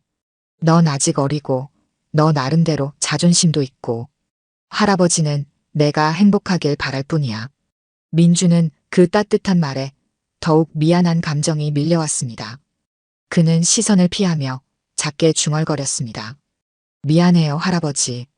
배형은 조용히 고개를 저었습니다. 미안해할 것 없어. 거기서 바다와 관련된 것들을 보는 것만으로도 나는 충분히 행복했는데 그게 우리 손자한테 기분이 나빴다면 그만해야지. 할아버지가 그럼 이번 달까지만 거기서 일하고 그만둘게. 거실 한가운데 두 사람의 대화는 고요한 공기 속에 흩어졌습니다. 민주는 그 순간 자신이 얼마나 할아버지를 이해하지 못했는지, 그리고 그가 얼마나 큰 아픔을 가슴속에 숨기고 살아왔는지를 알지 못했습니다. 사실 최배영에게 해양박물관은 단순한 일터가 아니었습니다. 그것은 자신의 지난날과 잃어버린 딸에 대한 기억을 간직한 유일한 장소였습니다. 바다의 냄새, 파도 소리를 담은 전시물, 그리고 해양구조대의 역사를 담은 사진들. 모두가 그에게는 지워버리지 못할 과거의 조각들이었습니다. 하지만 이제 그마저 내려놓아야 할 시간이 온 것 같았습니다. 다음 날 전국해양고등학교 잠수 경연대회가 열렸습니다. 지역에서 손꼽히는 선수들이 모두 모였습니다. 관중석에서는 긴장과 기대가 뒤섞인 웅성거림이 끊이지 않았습니다. 이 경기는 전국대회로 가는 마지막 관문이었습니다. 누구에게나 중요한 자리였지만 민준에게 특히 더 절실한 무대였습니다. 민준은 손에 쥔 잠수 장비를 꼭 쥐고 있었습니다. 경기를 준비하는 동안 그의 옆에는 팀 감독 박훈장 선생님이 있었습니다. 민준아, 괜찮아? 오늘은 컨디션이 어때? 민준은 긴장된 얼굴로 선생님을 바라봤습니다. 오늘은 꼭 이겨야 해요. 제 실력을 보여주고 싶어요. 민준의 목소리에는 단단한 결심이 묻어 있었습니다. 박 선생님은 그의 어깨를 가볍게 두드리며 격려했습니다. 걱정 말고 지금까지 연습한 대로만 하면 돼. 너와 상우는 최고의 팀이니까. 민준은 말없이 고개를 끄덕였습니다. 그의 눈은 굳은 다짐으로 가득 차 있었습니다. 기억해. 수중에서는 호흡이 가장 중요해. 절대로 당황하지 말고 침착하게 파트너와의 호흡을 유지하면서. 그러나 경기 시작 직전 갑작스럽게 불길한 기운이 경기장에 감돌았습니다. 코트 가장자리에서 분주히 움직이던 박 선생님이 민준을 찾아왔습니다. 민준아, 큰일 났다. 민준은 직감적으로 뭔가 잘못됐다는 걸 알아챘습니다. 무슨 일인데요? 상우가 방금 급성 폐렴 진단을 받았어. 병원으로 가야 한대. 오늘 경기는 못 나가겠다고 하더라. 민준의 얼굴이 하얗게 질렸습니다. 상우는 그의 잠수 파트너였습니다. 몇 개월 동안 맞춰왔던 호흡이 이 경기의 가장 큰 무기였는데 파트너가 빠지면 모든 계획이 무너지는 것이나 다름없었습니다. 그럼 다른 사람으로 바꾸면 되잖아요. 당연히 수정할 수 있죠? 박 선생님은 한숨을 내쉬며 고개를 저었습니다. 명단은 이미 제출됐고 대회 규정상 경기 시작 전에 명단을 수정할 수 없어. 명단에 없는 선수는 출전할 수 없다고. 민주는 멍하니 공허한 시선을 떨구었습니다. 그의 가슴 안에서 뭔가 무너지는 소리가 들리는 듯 했습니다. 그럼 어떻게 해야 하죠? 박 선생님은 난처한 표정으로 민준을 바라보았습니다. 선수를 등록해 두긴 했는데. 누구인데요? 누구라도 괜찮아요. 청소부 할아버지야. 너도 알다시피 우리 학교 선수 부족하잖아. 대회 규정상 선수 명단을 채우려고 그냥 넣은 거야. 민준의 얼굴이 경직됐습니다. 할아버지요? 이 순간이 더욱 잔인하게 느껴졌습니다. 민준의 눈동자에 스치는 건 불가능과 현실 사이에서 흔들리는 무력감이었습니다. 할아버지가 어떻게 잠수를. 그냥 저한테 포기하라는 거잖아요. 어떻게, 얼마나 준비한 대회인데. 그때였습니다. 민준의 등 뒤에서 익숙한 목소리가 들려왔습니다. 민준아, 내가 한번 나가볼까? 민준이 고개를 돌리자 최배영 할아버지가 고요한 눈빛으로 그를 바라보고 있었습니다. 해양박물관 청소부 유니폼이 아닌 단정한 평상복을 입은 모습이었습니다. 할아버지, 무슨 소리세요? 이건 그냥 규정 때문에 적어 놓은 거잖아요. 진짜로 경기에 나가시겠다는 거예요? 민준아. 박훈장 선생님, 이 청소부 할아버지가 우리 할아버지예요. 민준은 마침내 자신의 비밀을 털어놓았습니다. 맞아요. 박 선생님은 놀란 눈을 뜨고 배형 할아버지에게 말했습니다. 그동안 자신이 할아버지에게 어떻게 대했는지 학생들에게 들었기 때문에 난처한 기색이 역력했습니다. 아, 할아버지, 죄송합니다. 배형 할아버지는 웃으며 대답했습니다. 아니요, 그럴 필요 없어요. 괜찮아요, 선생님. 그보다 민준이가 경기에 나갈 수 있는 다른 방법 없는 거죠? 박 선생님은 어깨를 으쓱했습니다. 규정상 명단에 없는 선수는 출전할 수 없어요. 할아버지와 뛰든 아니면 포기하든 둘 중 하나입니다. 민준은 깊은 숨을 삼켰습니다. 머릿속이 복잡했습니다. 배영 할아버지는 민준의 손을 가만히 잡았습니다. 걱정 마라. 할아버지, 잠수 좀 해봤다. 그 순간 민준은 처음으로 할아버지의 손에서 느껴지는 단단한 굳은 살을 느꼈습니다. 그리고 마음 깊은 곳에서 스치는 이상한 예감이 들었습니다. 알겠어요, 할아버지. 그냥 할아버지랑 좋은 추억 만든다고 생각하죠. 뭐, 할아버지도 무리하지 말고 그냥 저랑 같이. 알겠다. 같이 해보자꾸나. 경기장은 이미 흥분으로 가득 차 있었습니다. 관중석 여기저기서 들려오는 웅성거림, 수영장 물소리, 선수들의 짧고 빠른 호흡이 공간을 채웠습니다. 그러나 그 소란스러운 분위기 속에서 최배영 할아버지가 잠수복을 입고 경기장 한쪽으로 걸어 나서는 순간 주변이 순식간에 조용해졌습니다. 누군가의 조용한 속삭임이 경기장에 스며들었고 이내 웃음소리와 수군거림이 퍼져나갔습니다. 관중석 곳곳에서 사람들이 고개를 돌리며 노인 참가자에 대한 비웃음과 조롱을 숨기지 않았습니다. 민준회 같은 학교 학생들은 더욱 노골적인 비난을 퍼부었습니다. 청소부 할아버지와 함께 경기에 나가는 것은 학교의 망신이라는 목소리가 높았고 어떤 학생들은 이 상황을 휴대폰으로 촬영하기 시작했습니다. 민준은 뒤에서 들려오는 조롱 섞인 목소리에 고개를 숙였습니다. 손끝이 떨렸고 가슴이 무거웠습니다. 그냥 포기하고 싶은 마음이 강하게 들었습니다. 이런 상황에서 무슨 의미가 있을까 하는 회의감이 밀려왔습니다. 그때 배형의 손이 조용히 민준의 어깨에 닿았습니다. 민준은 고개를 들어 할아버지를 바라보았습니다. 할아버지는 흔들림 없는 눈빛으로 민준에게 포기하기엔 아직 이르다고 말했습니다. 처음에는 해볼 만큼 해보고 안 되면 그때 포기해도 된다는 의견이었습니다. 그 눈빛에는 확신이 담겨 있었고 깊은 주름 사이로 단단한 결심이 엿보였습니다. 민준은 할아버지의 말에 입술을 깨물며 주변의 비웃음을 무시하기로 했습니다. 이제 두 사람만이 경기장에 남아있는 것 같은 느낌이 들었습니다. 경기장에서 민준과 배영 할아버지의 대결 상대인 두 선수가 천천히 경기장으로 걸어 들어왔습니다. 관중석에서 환호성이 울려 퍼졌습니다. 첫 번째로 모습을 드러낸 이는 김진호였습니다. 33세의 베테랑으로 수차례 전국대회에서 잠수 종목 우승을 차지한 기록을 가진 인물이었습니다. 그의 걸음걸이에는 자신감이 묻어났고 장비를 다루는 손에는 흔들림이 없었습니다. 관중들 사이에서는 이번에도 우승은 따놓은 당상이라는 말이 들렸습니다. 김진호의 옆에는 이상민, 25세의 젊은 선수가 있었습니다. 그는 빠른 스피드와 날카로운 감각으로 주목받고 있었습니다.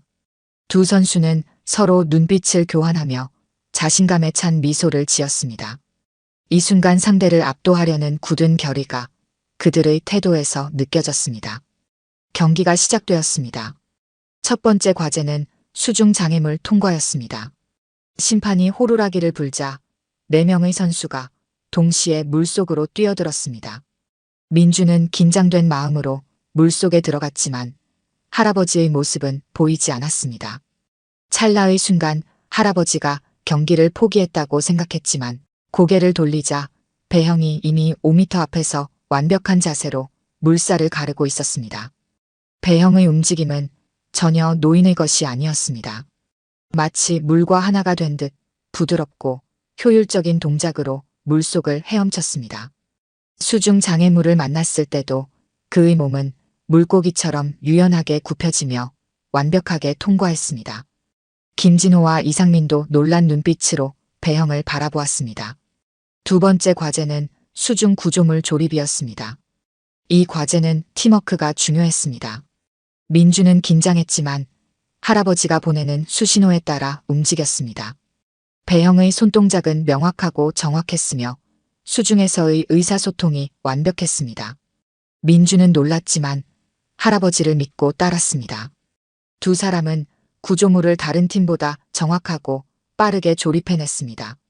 세 번째 과제는 수중 탐색 및 구조였습니다. 수영장 바닥에 인공 마네킹이 숨겨져 있었고 이를 찾아 안전하게 수면으로 데려와야 했습니다. 김진호와 이상민이 먼저 출발했고 민준과 배형도 곧이어 물속으로 들어갔습니다. 민준이 어두운 물속에서 방향을 잃어갈 때 할아버지의 손이 그를 정확한 방향으로 이끌었습니다. 마네킹을 발견했을 때 배형은 구조 기술의 정수를 보여주었습니다. 그의 움직임은 수십 년간 실전에서 단련된 것임이 분명했습니다. 관중들의 반응이 변하기 시작했습니다. 처음의 조롱과 비웃음은 놀라움과 경외심으로 바뀌었습니다. 사람들은 이제 휴대폰을 꺼내들고 이 놀라운 광경을 기록하기 시작했습니다. 누군가 저 할아버지 대체 누구세요? 라고 물었고 다른 사람이 믿을 수 없어 저런 움직임이 가능한 건가? 라고 응답했습니다. 마지막 과제는 심해압 시뮬레이션이었습니다. 특수수조에서 깊은 수심의 압력을 버티며 정신을 유지하고 과제를 수행해야 했습니다. 이 종목은 정신력과 경험이 필요한 과제였습니다. 젊은 선수들은 이미 체력적으로 지친 상태였지만 배형은 차분하고 안정적인 모습을 보였습니다. 시뮬레이션이 시작되고 압력이 높아지자 이상민이 먼저 한계를 보였습니다. 김진호는 버텼지만 그의 얼굴에도 긴장감이 역력했습니다. 민준 역시 처음 경험하는 압력에 힘들어했습니다. 그러나 배형은 마치 이런 환경에 수백 번 있었던 것처럼 평온한 모습을 유지했습니다. 그의 호흡은 일정했고 눈빛은 또렷했습니다. 결국 심사위원들이 채점을 마쳤고 결과가 발표되었습니다. 최종 점수 집계 결과 민준과 배형 할아버지 팀이 김진호와 이상민 팀을 근소한 차이로 앞섰습니다. 경기장은 놀라움과 환호로 가득 찼습니다. 심사위원장이 마이크를 들고 발표했습니다. 오늘 우리는 진정한 바다의 장인을 목격했습니다. 최배형 선수의 기술과 정신력은 그가 단순한 참가자가 아님을 보여주었습니다. 이 대회 역사상 가장 인상적인 퍼포먼스 중 하나였습니다. 모두의 시선이 배형에게 쏠렸습니다. 그는 담담한 표정으로 민준의 어깨에 손을 올렸습니다. 민준의 눈에는 믿을 수 없다는 표정이 역력했습니다. 그의 할아버지, 해양박물관의 청소부였던 그 노인이 이런 실력자였다는 사실이 놀라웠습니다. 관중석에서는 이제 박수 소리가 끊이지 않았고 민준의 동료들도 부끄러운 표정으로 박수를 치고 있었습니다. 그 순간 할아버지 최배영의 눈앞에는 지금의 경기장이 아닌 오래된 기억 속의 바다가 펼쳐지고 있었습니다. 지금으로부터 30년 전 창밖에서 갈매기들이 날고 바다의 짠 향이 공기 중에 감돌던 그날로 돌아갔습니다. 푸른 바다가 펼쳐진 해안, 젊은 최배영은 해양구조대의 제복을 입고 훈련장 앞에 서 있었습니다. 그의 눈빛은 단단했고 몸은 수년간의 훈련으로 단련되어 있었습니다. 해군 특수부대 출신인 그는 이미 해양구조대 내에서도 최고의 잠수부로 인정받고 있었습니다. 훈련장 한쪽에 어린 딸 서연이 해변의 모래성을 쌓으며 놀고 있었습니다. 10살의 그녀는 아버지를 닮아 바다를 사랑했습니다. 배형은 딸을 바라보며 미소 지었습니다. 아빠, 이것 봐요. 제가 만든 모래성이에요. 서연이 자랑스럽게 보여주는 모래성은 아직 서툴렀지만 배형에게는 세상에서 가장 완벽한 작품이었습니다. 그는 훈련을 잠시 중단하고 딸에게 다가갔습니다. 우리 서연이 정말 잘 만들었네. 이거 진짜 멋진 성이구나. 다음에는 아빠처럼 잠수도 배울 거예요. 그래서 바다 밑에 있는 아름다운 것들을 모두 볼 거예요. 배형은 딸의 머리를 쓰다듬으며 웃었습니다. 그녀의 순수한 열정과 꿈이 가슴 깊이 와닿았습니다. 그래, 우리 서연이가 크면 아빠보다 더 훌륭한 잠수부가 될 거야. 그날 저녁 배형은 해양구조대 사무실에서 중요한 소식을 들었습니다. 국제해양구조대회가 한 달 후에 열릴 예정이었고 그는 한국 대표팀의 주장으로 선발되었습니다. 이것은 그의 경력에서 가장 큰 기회였습니다. 배형 씨, 자네가 우리나라를 대표해서 나가게 됐네. 이번 대회는 전 세계 최고의 구조대원들이 모이는 자리야. 자네의 실력이라면 우승도 가능하다고 생각해. 구조대장 김정훈의 말에 배형은 가슴이 뜨거워졌습니다.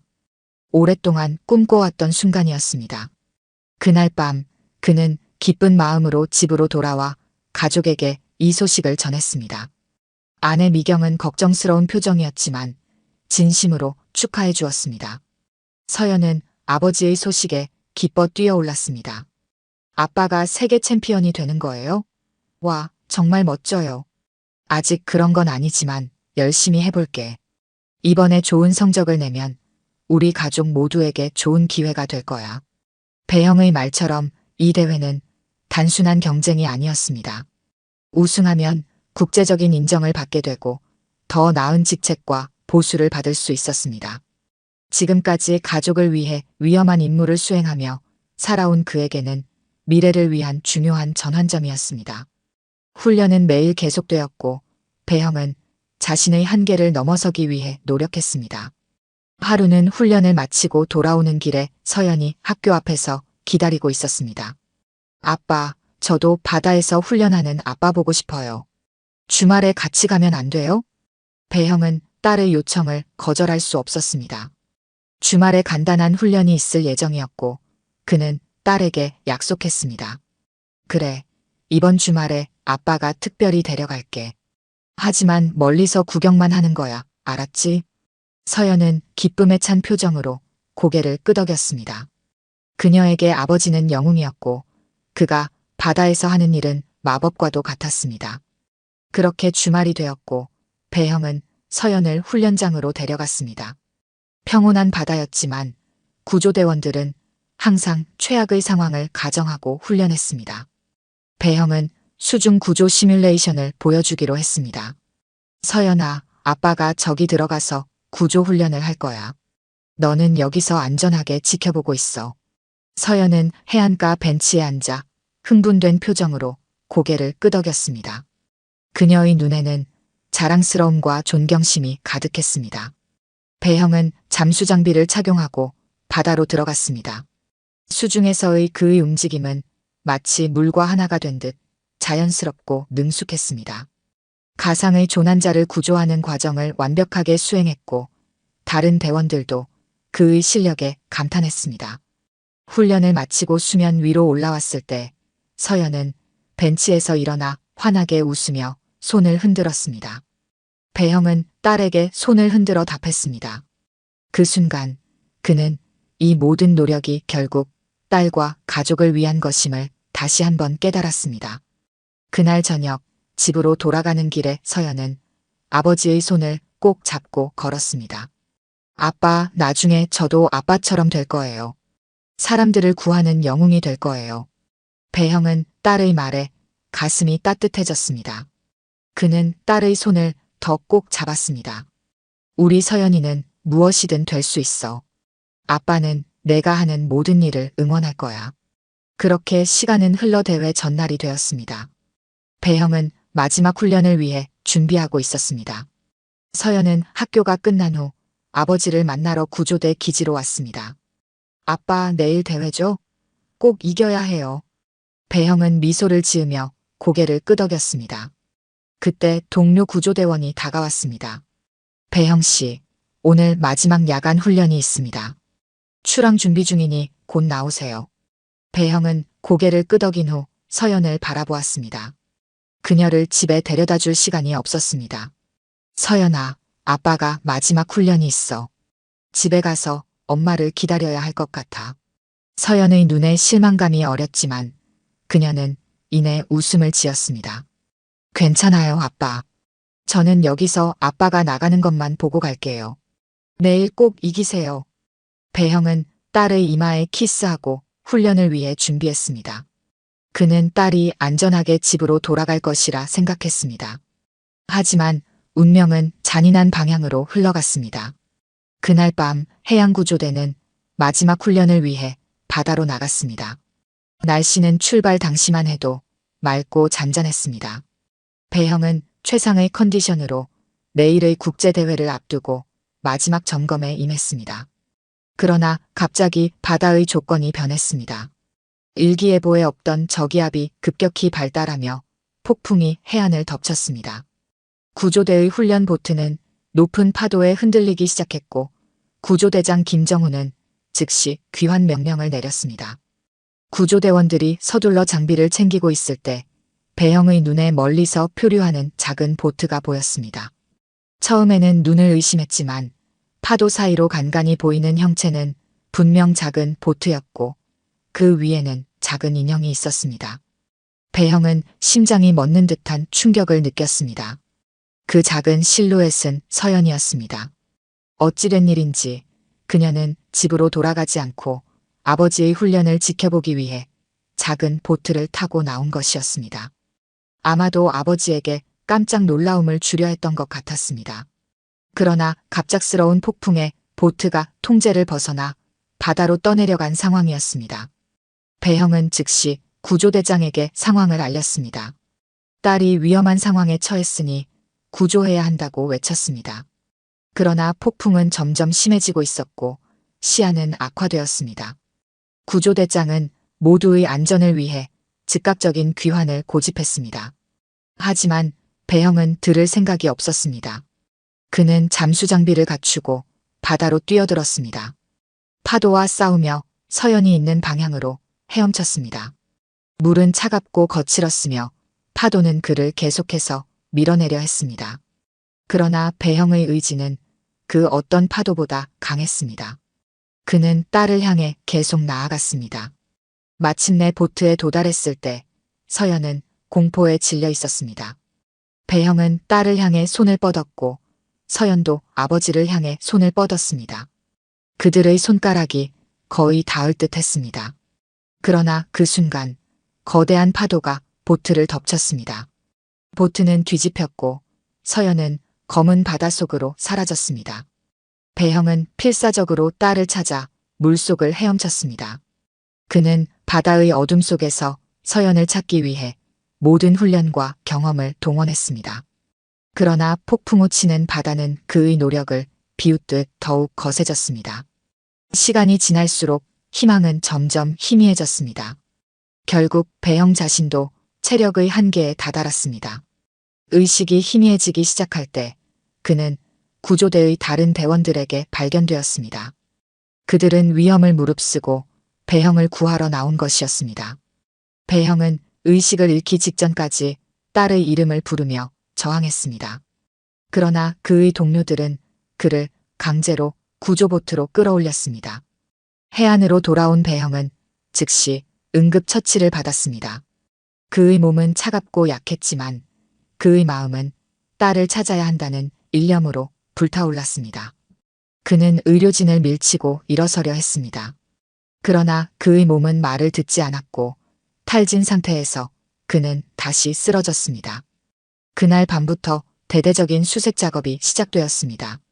해경과 해군, 그리고 주변 지역의 모든 구조대가 동원되었습니다. 그러나 폭풍은 계속되었고 수색은 어려워졌습니다. 배형은 몸이 회복되자마자 수색에 합류했습니다. 그는 잠수와 수색에 참여하며 거의 쉬지 않았습니다. 밤낮 없이 바다를 뒤지며 딸의 흔적을 찾았습니다. 3일째 되는 날 구조대장 김정훈이 배형을 찾아왔습니다. 그는 내일이 국제대회라고 상기시켰습니다. 한국을 대표하는 중요한 자리이니 참석해야 한다고 했습니다. 배형은 격렬하게 거부했습니다. 딸을 찾는 것보다 중요한 일은 없다고 했습니다. 그러나 김정훈은 계속해서 설득했습니다. 지금 바다 상태로는 수색이 불가능하고 전문 수색팀이 계속 찾고 있으니 일단 대회에 참석하고 돌아오라고 했습니다. 대회는 단 하루이고 그동안 수색은 계속될 것이라고 말했습니다. 또한 이것이 서연이 원했던 일이라고 딸을 위해서라도 참석해야 한다고 설득했습니다. 배형은 마음이 찢어지는 고통 속에서 결단을 내려야 했습니다. 수색을 중단하고 대회에 참석하는 것은 딸을 포기하는 것처럼 느껴졌습니다. 그러나 서연의 마지막 말이 떠올랐습니다. 내일 꼭 이기세요. 그 순수한 응원이 그의 가슴을 파고들었습니다. 결국 배형은 대회에 참석하기로 결정했습니다. 그러나 그것은 전략적인 선택이기도 했습니다. 대회에서 우승하면 더 많은 자원과 인력으로 딸을 찾을 수 있을 것이라는 계산이 있었습니다.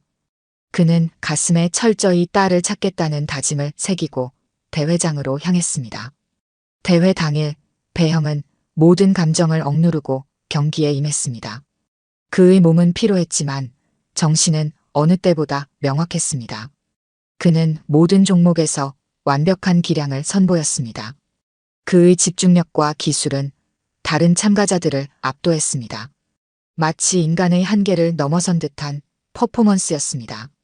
결국 배형은 압도적인 점수 차로 우승을 차지했습니다.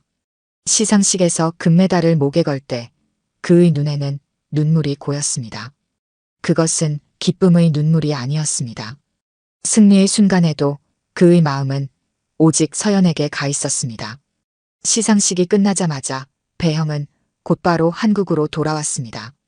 공항에서 그를 맞이한 동료의 얼굴은 어두웠습니다. 그 표정만으로도 배형은 무슨 일이 일어났는지 짐작할 수 있었습니다. 동료는 서연이 다른 구조팀에게 발견되었다는 소식을 전했습니다.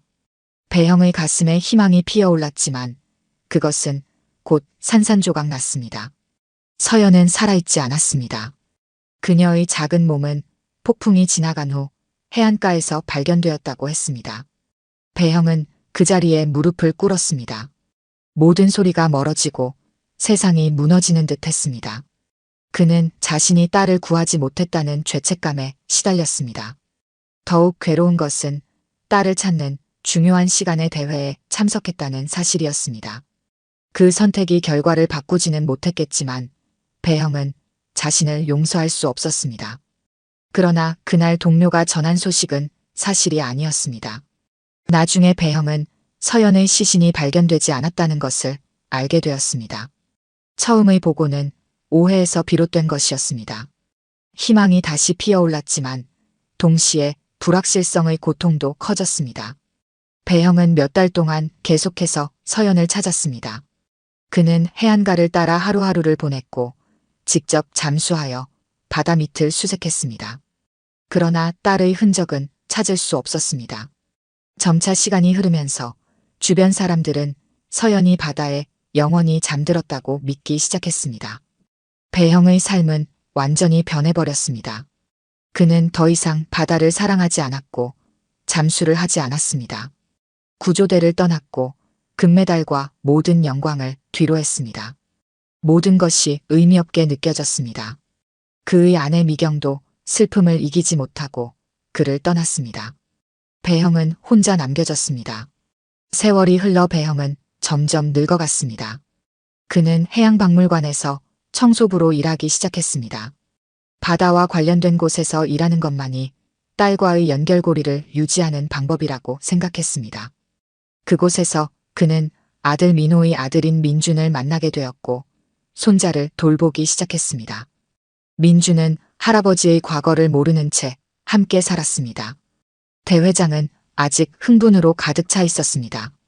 민준과 배형 할아버지의 놀라운 승리에 관중들은 환호하고 있었습니다. 경기가 끝난 후에도 경기장은 쉽게 가라앉지 않았습니다. 열기와 환호, 경이로움이 뒤엉킨 그 공간에서 사람들은 여전히 흥분을 감추지 못하고 있었습니다. 그 중심에서 잠수 장비를 정리하며 서 있는 배형은 조용했습니다. 숨을 고르며 주위를 둘러보았습니다. 민준의 기쁨으로 가득 찬 얼굴이 시야에 들어왔습니다. 박훈장 선생님의 입은 벌어져 있었고 관중석에서는 믿을 수 없다는 듯한 목소리들이 흘러나왔습니다.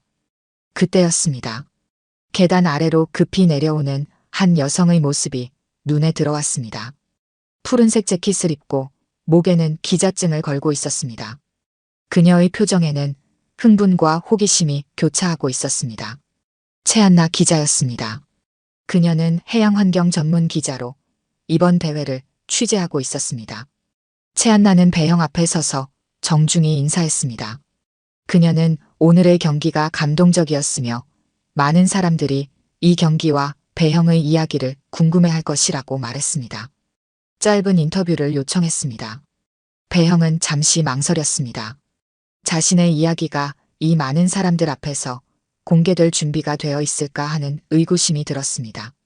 그러나 주위를 둘러보니 이미 많은 사람들의 시선이 그에게 집중되어 있었습니다. 궁금증과 존경, 그리고 경이로움이 뒤섞인 눈빛들이었습니다. 배형은 천천히 고개를 끄덕였습니다. 최한나는 마이크를 들고 준비를 마쳤습니다.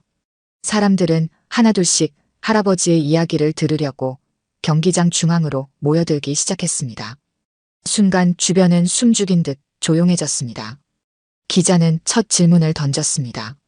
그의 놀라운 잠수 실력은 어디서 왔는지, 왜 그런 실력을 갖고 있으면서도 해양박물관 청소부로 일하고 있었는지 물었습니다. 배형은 잠시 마이크를 바라보았습니다. 그 작은 기계 속에서 흘러나올 그의 목소리가 다시 과거의 자신을 불러낼 것 같았습니다. 침묵이 길어졌습니다. 관중들은 한마디도 놓치지 않으려는 듯 숨을 삼켰습니다. 배형은 조용히 고개를 들고 떨리는 목소리로 입을 열었습니다. 사실 저는 오래전 해양구조대 소속 잠수부였습니다. 바다가 제 인생의 전부였죠. 경기장은 숨이 멎은 듯 고요해졌습니다. 그의 목소리는 담담했지만 그 안에는 수십 년간 눌러왔던 감정이 스며 있었습니다. 해양구조대였다고요? 최한나 기자의 목소리에는 놀라움이 담겨 있었습니다. 배형은 고개를 끄덕이며 이어갔습니다. 그때는 정말 모든 걸 걸고 임무에 임했습니다. 바다가 제 전부였으니까요. 꿈도 희망도 저라는 사람의 전부가 그 안에 있었습니다. 관중석에서 웅성거림이 퍼져나가기 시작했습니다. 최한나는 잠시 숨을 고르고 조심스럽게 다음 질문을 던졌습니다. 그런데 할아버지, 잠수부로서의 경력이 있으셨다면 왜 그것을 포기하신 건가요? 솔직히 최배형이라는 이름이 생소합니다. 그 질문에 배형의 손이 미세하게 떨렸습니다. 순간 그의 눈앞에 오래된 기억이 번져나갔습니다. 잊을 수 없는 과거, 마음속 깊이 간직했던 그날의 슬픔과 고통이 다시금 그의 심장을 조여왔습니다. 배형은 마이크를 꼭 쥔 채 숨을 깊게 들이쉬었습니다. 그 이야기는 참 오래전 일이네요. 사람들은 숨소리조차 내지 않았습니다. 모두가 그 다음에 이어질 이야기를 기다리고 있었습니다. 배형은 숨을 깊이 들이쉬고 조용히 입을 열었습니다. 그의 목소리는 잔잔했지만 그 울림은 경기장 전체를 감싸 안았습니다. 바다는 제 인생이었고 어릴 적부터 물과 함께 살아왔습니다. 그러던 어느 날이었습니다. 국제해양구조대회를 앞두고 마지막 훈련을 하고 있었습니다. 하지만 그날 갑작스러운 폭풍이 왔고 제 딸 서연이가 위험에 처했습니다. 그 순간 배형의 눈가에 미세한 떨림이 스쳤습니다. 눈앞에 떠오르는 그날의 기억. 캄캄한 바다를 가르던 파도, 서연의 작은 손, 그리고 마지막 순간의 간절한 외침. 딸이 바다에 빠졌는데 저는 딸을 구하지 못했습니다. 그리고 대회에 참석하라는 팀장의 요청으로 딸을 찾는 수색 대신 대회에 나갔습니다. 정말 바보 같은 일이었죠. 배형은 잠시 말을 멈추고 숨을 삼켰습니다. 관중석에서는 아무도 움직이지 않았습니다. 결국 그녀를 영원히 잃어버렸습니다. 승리가 무슨 의미가 있습니까? 그날 이후로 전 잠수복을 벗었습니다. 제 잘못이라고 생각했거든요. 경기에 나간 사이에 제 딸은 영원히 사라졌으니까. 배형의 말에 숨 죽여 있던 사람들 사이에서 조용한 흐느낌이 들려왔습니다. 그의 목소리는 여전히 잔잔했지만 그 속에는 수십 년 동안 감춰왔던 슬픔과 죄책감이 고스란히 담겨 있었습니다. 혹시 이 이야기가 많은 사람들에게 전해진다면. 배형은 잠시 마이크에서 시선을 들어 멀리 하늘을 바라보듯 말했습니다. 제 딸 서연이가 혹시 이 이야기를 듣게 된다면 아버지가 여전히 너를 기다리고 있다고 전하고 싶습니다. 너무 늦었지만 한 번만이라도 꼭 만나고 싶다고. 그의 마지막 말이 끝났을 때 경기장은 침묵으로 가득 찼습니다. 그때였습니다. 조용히 흘러가던 공기 속에서 누군가의 떨리는 목소리가 정적을 깨뜨렸습니다. 아버지. 낯선 이름을 부르는 소리에 모두가 고개를 돌렸습니다. 군중 속에서 한 여성이 천천히 앞으로 걸어 나오고 있었습니다. 40대 초반으로 보이는 그녀는 긴 머리를 단정하게 묶고 있었고 차분한 정장 차림이었습니다. 그녀의 얼굴은 단단히 담은 입술과 떨리는 눈동자 사이로 복잡한 감정이 얽혀 있었습니다. 서연이었습니다. 그녀의 눈이 배형을 꿰뚫듯 바라보았습니다. 배형의 시야에도 오직 한 사람만이 선명하게 들어왔습니다. 낯익지만 낯선 얼굴. 그러나 가슴 깊숙한 곳에서 본능적으로 느낄 수 있었습니다. 그 눈동자, 그 떨림. 서연아. 그의 목소리는 바람처럼 떨렸습니다. 오랜 세월의 무게와 죄책감, 희망과 두려움이 한꺼번에 쏟아져 나오는 순간이었습니다. 서연은 말을 잃은 채 서 있었습니다. 눈가가 점차 젖어가고 떨리는 입술이 굳어졌습니다. 아버지, 맞아요. 저예요. 그 한마디에 배형은 주저앉을 듯 다리에 힘이 풀렸습니다. 서연아. 그는 손을 내밀었지만 닿지 않았습니다. 너무 오랜 시간이 흘렀고 너무 많은 상처가 남아 있었습니다. 서연은 천천히 한 걸음 다가왔습니다. 정말 아버지 맞아요? 우리 아버지 최배형 맞아요? 배형의 눈가에서 굵은 눈물이 흐르기 시작했습니다. 맞아, 서연아. 내가 어떻게 널 잊겠니? 난 그날 이후 하루도 너를 잊은 적이 없어. 그날부터 지금까지 매일 널 찾았단다. 서연은 눈을 감았습니다. 저도 찾았어요. 어렸지만 기억 속에 아버지는 항상 따뜻했어요. 저를 구하러 오던 손길, 저에게 했던 말들. 그 모든 것이 저를 지탱해 주었어요. 배형은 서연의 손을 조심스럽게 잡았습니다. 떨리는 목소리로 말했습니다. 나는 널 지키지 못했어. 그날 내가 다쳤을 때 대회에 나갔어. 너무너무 바보 같았지. 하지만 그 대회가 우리 삶을 바꿔줄 마지막 기회라고 생각했어. 미안하다, 서연아. 서연의 어깨가 떨렸습니다. 그녀는 그동안의 사연을 조용히 털어놓았습니다. 폭풍 속에서 어부에게 구조되어 의식을 잃은 상태였고 신원을 확인할 수 없어 다른 가정에 입양되었다고 했습니다. 그녀는 새 부모님 밑에서 자랐지만 항상 마음 한 구석이 비어 있었다고 말했습니다. 대학에서 해양생물학을 공부하며 바다와 관련된 일을 했고 그것이 어쩌면 잃어버린 아버지를 찾기 위한 무의식적인 노력이었을지도 모른다고 했습니다. 배형은 눈물을 삼키며 서연을 꼭 끌어안았습니다. 그는 서연의 머리카락을 쓰다듬었습니다. 이제 다시는 널 놓치지 않을 거야. 서연은 고개를 끄덕이며 울먹였습니다. 아버지, 저도 용서해요. 우리 둘 다 지금부터라도 함께 행복해졌으면 좋겠어요. 두 사람은 서로의 온기를 느끼며 긴 세월 동안 쌓인 상처를 조금씩 치유해 갔습니다.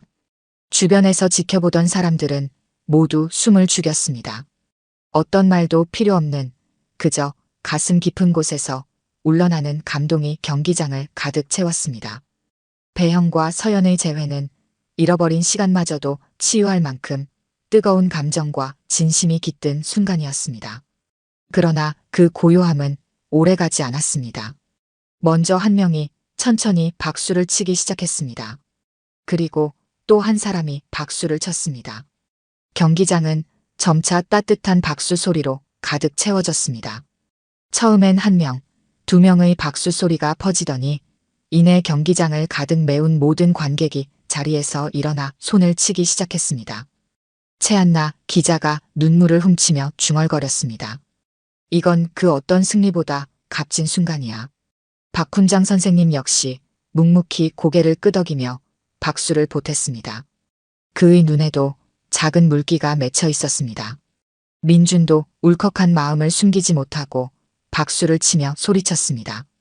배형과 서연은 서로를 꼭 안고 주변에서 울려 퍼지는 박수 소리에 조금씩 고개를 들었습니다.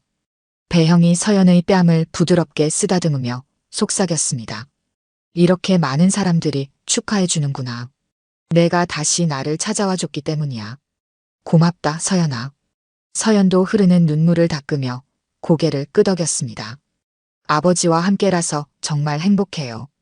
우리 이제는 함께해요. 사람들의 박수는 점점 더 커졌습니다. 경기장을 가득 메운 따뜻한 응원의 물결 속에서 두 사람은 오랜 아픔과 이별의 그림자를 떨쳐냈습니다. 민주는 할아버지와 이모가 된 서연에게 다가가 함께 손을 잡았습니다. 이제 그들은 새로운 가족이 되었습니다. 6개월이 지난 해양박물관. 따사로운 햇살이 넓은 창을 통해 비치며 전시품들을 빛나게 했습니다. 박물관 안은 평소보다 활기차 보였습니다. 새로 문을 여는 특별 전시회 바다의 영웅들을 준비하는 마지막 날이었기 때문입니다. 특별 전시관 입구에는 대형 배너가 걸려 있었습니다. 배너에는 젊은 시절의 최배형의 모습이 당당히 담겨 있었습니다. 해양구조대 제복을 입고 있는 그의 얼굴에는 자신감과 열정이 가득했습니다. 전시 제목은 잊혀진 바다의 영웅, 최배형의 이야기였습니다. 전시 준비를 총괄하고 있는 사람은 다름 아닌 배형 자신이었습니다. 그는 더 이상 청소부가 아니었습니다. 해양박물관의 특별자문위원이자 특별 전시 큐레이터로 활동하고 있었습니다. 그의 모습은 6개월 전과는 완전히 달라져 있었습니다. 구부정했던 어깨는 이제 당당히 펴져 있었고 무기력했던 눈빛은 이제 생기와 지혜로 빛나고 있었습니다. 배형은 마지막으로 전시품들을 점검하고 있었습니다. 전시관에는 그의 30년 경력을 담은 사진과 자료들이 전시되어 있었습니다. 국제대회에서 획득한 금메달, 그가 참여했던 주요 구조작전들의 기록, 그리고 그가 구해낸 수많은 사람들의 증언을 담은 영상. 모든 것이 최배형이라는 인물의 삶을 투영하고 있었습니다. 이 모든 변화는 경연대회에서의 우승과 딸 서연과의 재회 이후 시작되었습니다. 민준이 다니는 해양고등학교는 할아버지의 실력과 감동적인 사연을 알게 된 후 배형을 특별 강사로 초빙했습니다. 그리고 박물관 측에서도 귀중한 인재를 놓치지 않았습니다. 김도윤 학예사는 한때 무시했던 청소부 할아버지에게 특별자문위원 자리를 제안했고 이어서 특별 전시회를 기획했습니다. 서연은 박물관 입구에서 참석자들을 맞이하고 있었습니다. 해양생물학자로서의 경력을 살려 그녀도 박물관의 특별 프로젝트에 참여하게 되었습니다. 과학적 지식과 아버지의 경험이 결합된 교육 프로그램을 개발하는 작업이었습니다. 그녀의 얼굴에는 자신감과 평온함이 가득했습니다. 잃어버린 아버지를 되찾은 후 그녀의 내면에 있던 공허함은 이제 충만함으로 채워졌습니다. 민주는 학교 친구들과 함께 전시회 준비를 돕고 있었습니다. 그는 이제 할아버지를 자랑스러워했고 친구들에게 할아버지의 이야기를 열정적으로 들려주었습니다. 한때 할아버지를 부끄러워했던 소년의 모습은 어디에도 없었습니다. 그는 이제 해양구조대를 꿈꾸는 청년으로 성장하고 있었습니다. 박물관 한쪽에서는 배형의 아들 민호가 전시 기술을 점검하고 있었습니다. 그는 아버지와 오랫동안 소원했지만 서연의 등장과 아버지의 변화는 그에게도 큰 영향을 주었습니다. 해양탐사회사를 운영하던 그는 이제 아버지의 지식과 경험을 회사에 접목시키며 새로운 시너지를 만들어가고 있었습니다. 특별 전시관의 중앙에는 미라클 웨이브라고 이름 붙여진 공간이 있었습니다. 이곳은 배형이 가장 신경 쓴 공간으로 어린이들이 직접 바다와 구조 활동을 체험할 수 있는 인터랙티브 전시였습니다. 아이들이 바다를 사랑하고 존중하며 동시에 그 위험성도 인식할 수 있도록 설계된 교육 공간이었습니다. 배형은 이 공간을 통해 미래의 바다 수호자들을 키워내고 싶었습니다. 오후 2시 특별 전시회의 개관식이 시작되었습니다. 많은 귀빈들이 자리를 빛내주었습니다. 해양수산부 장관, 해군 총장, 해양구조대 대표들, 그리고 배형의 옛 동료들까지 참석했습니다. 모두가 한때 잊혀졌던 영웅의 귀환을 축하하기 위해 모였습니다. 김도윤 학예사가 무대에 올라 개회사를 했습니다. 그의 목소리에는 진심 어린 존경심이 담겨 있었습니다. 한때 무시했던 청소부 할아버지가 실은 이토록 위대한 인물이었다는 사실을 알게 된 후 그는 자신의 선입견을 깊이 반성했습니다. 이제 그는 배형의 가장 큰 지지자 중 하나가 되었습니다. 개회사 후 배형이 무대에 올랐습니다. 관객들의 박수 속에서 그는 천천히 마이크 앞으로 걸어갔습니다. 그의 눈빛은 흔들림 없이 단단했습니다. 배형은 간결하게 자신의 이야기를 전했습니다. 해양구조대원으로서의 삶, 딸을 잃은 아픔, 바다를 떠난 세월, 그리고 손자 민준과 딸 서연을 통해 다시 찾은 바다와의 화해까지. 그의 이야기는 단순한 개인사가 아니라 상실과 회복, 절망과 희망의 보편적인 이야기였습니다. 특히 그는 자신의 경험을 통해 얻은 교훈을 강조했습니다. 아무리 어둡고 깊은 바다라도 포기하지 않고 헤엄치면 언젠가는 빛을 볼 수 있다는 것. 그리고 때로는 우리가 찾는 것이 의외의 장소에서 우리를 기다리고 있을 수 있다는 것. 마지막으로 그는 바다를 향한 경외심과 사랑을 잃지 말아야 한다고 당부했습니다. 연설이 끝난 후 서연이 아버지 곁으로 다가왔습니다. 그녀는 특별한 선물을 준비했습니다. 그것은 그녀가 최근 발견한 새로운 해양생물의 학명이 담긴 문서였습니다. 베탈라시아 맥시마 BAETALASSIA 맥서머라는 이름이 붙은 이 심해 생물은 서연이 아버지의 이름을 따서 명명한 것이었습니다. 학계에서도 인정받은 이 이름은 이제 영원히 바닷속에 남게 될 것이었습니다. 민주는 할아버지에게 자신의 선물을 내밀었습니다. 그것은 민준이 학교에서 만든 특별한 잠수복 모형이었습니다. 최신 기술과 할아버지의 경험을 접목시킨 이 디자인은 미래의 해양구조대원들이 사용할 수 있는 혁신적인 장비의 컨셉이었습니다. 민주는 이 디자인으로 학교 과학경진대회에서 대상을 받았다고 자랑스럽게 말했습니다. 민호도 아버지께 다가와 깊은 포옹을 나누었습니다. 그들 사이에 있던 오랜 벽은 이제 완전히 무너졌습니다. 민호는 아버지의 지혜와 경험이 얼마나 귀중한지 이제야 깨달았다고 말했습니다. 그는 아버지와 함께하는 새로운 프로젝트를 시작하고 싶다고 했습니다. 깊은 바다 탐사와 보존을 위한 가족 사업이었습니다. 개관식을 마친 후 네 사람은 조용히 박물관 뒤편 해변으로 향했습니다. 거기엔 소형 보트가 준비되어 있었습니다. 그들은 함께 바다로 나갔습니다. 잔잔한 파도 위 배형은 오랜만에 잠수 장비를 챙겨 입었습니다. 서연과 민준, 민호도 잠수복을 입었습니다. 바닷속으로 들어간 그들은 함께 푸른 세계를 유영했습니다. 배형의 움직임은 여전히 우아하고 숙련되어 있었습니다. 그는 가족들에게 바닷속 세계의 아름다움을 하나하나 보여주었습니다. 물고기 떼가 지나가는 길, 산호초의 비밀 통로, 그리고 빛이 만들어내는 찬란한 수중 그림자들까지. 수면 위로 돌아온 그들의 얼굴에는 행복한 미소가 가득했습니다. 배형은 하늘을 바라보았습니다. 저물어가는 태양이 바다 위에 금빛길을 만들고 있었습니다. 그 순간 그는 자신의 인생이 얼마나 아름다운 여정이었는지를 깨달았습니다. 바다를 잊었던 사나이는 이제 다시 바다를 품에 안았습니다. 잃어버린 딸을 찾았고 아들과 화해했으며 손자에게 자신의 지혜를 물려주고 있었습니다. 상처와 아픔을 딛고 일어선 그의 모습은 이제 많은 이들에게 영감이 되었습니다. 배형의 인생은 마치 바다와 같았습니다. 때로는 거칠고 예측할 수 없었지만 그 깊은 곳에는 항상 보물이 숨겨져 있었습니다. 그리고 이제 그는 그 보물을 발견했습니다. 그것은 다름 아닌 가족의 사랑이었고 다시 찾은 자신의 정체성이었으며 바다와 맺은 평화로운 화해였습니다. 해가 완전히 저물고 별들이 하늘을 수놓기 시작했습니다. 네 사람은 모래사장에 앉아 저녁 바다를 바라보았습니다. 파도 소리가 그들의 평온한 대화를 감싸 안았습니다. 그들은 미래에 대한 이야기를 나누었습니다. 바다를 보존하는 일, 다음 세대에게 바다의 중요성을 가르치는 일, 그리고 함께 만들어갈 새로운 추억들에 대한 이야기였습니다. 밤이 깊어가는 가운데 그들은 집으로 돌아갔습니다.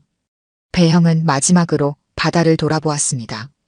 이제 그의 마음속에는 더 이상 두려움이나 원망이 없었습니다. 오직 감사와 평화만이 있었습니다.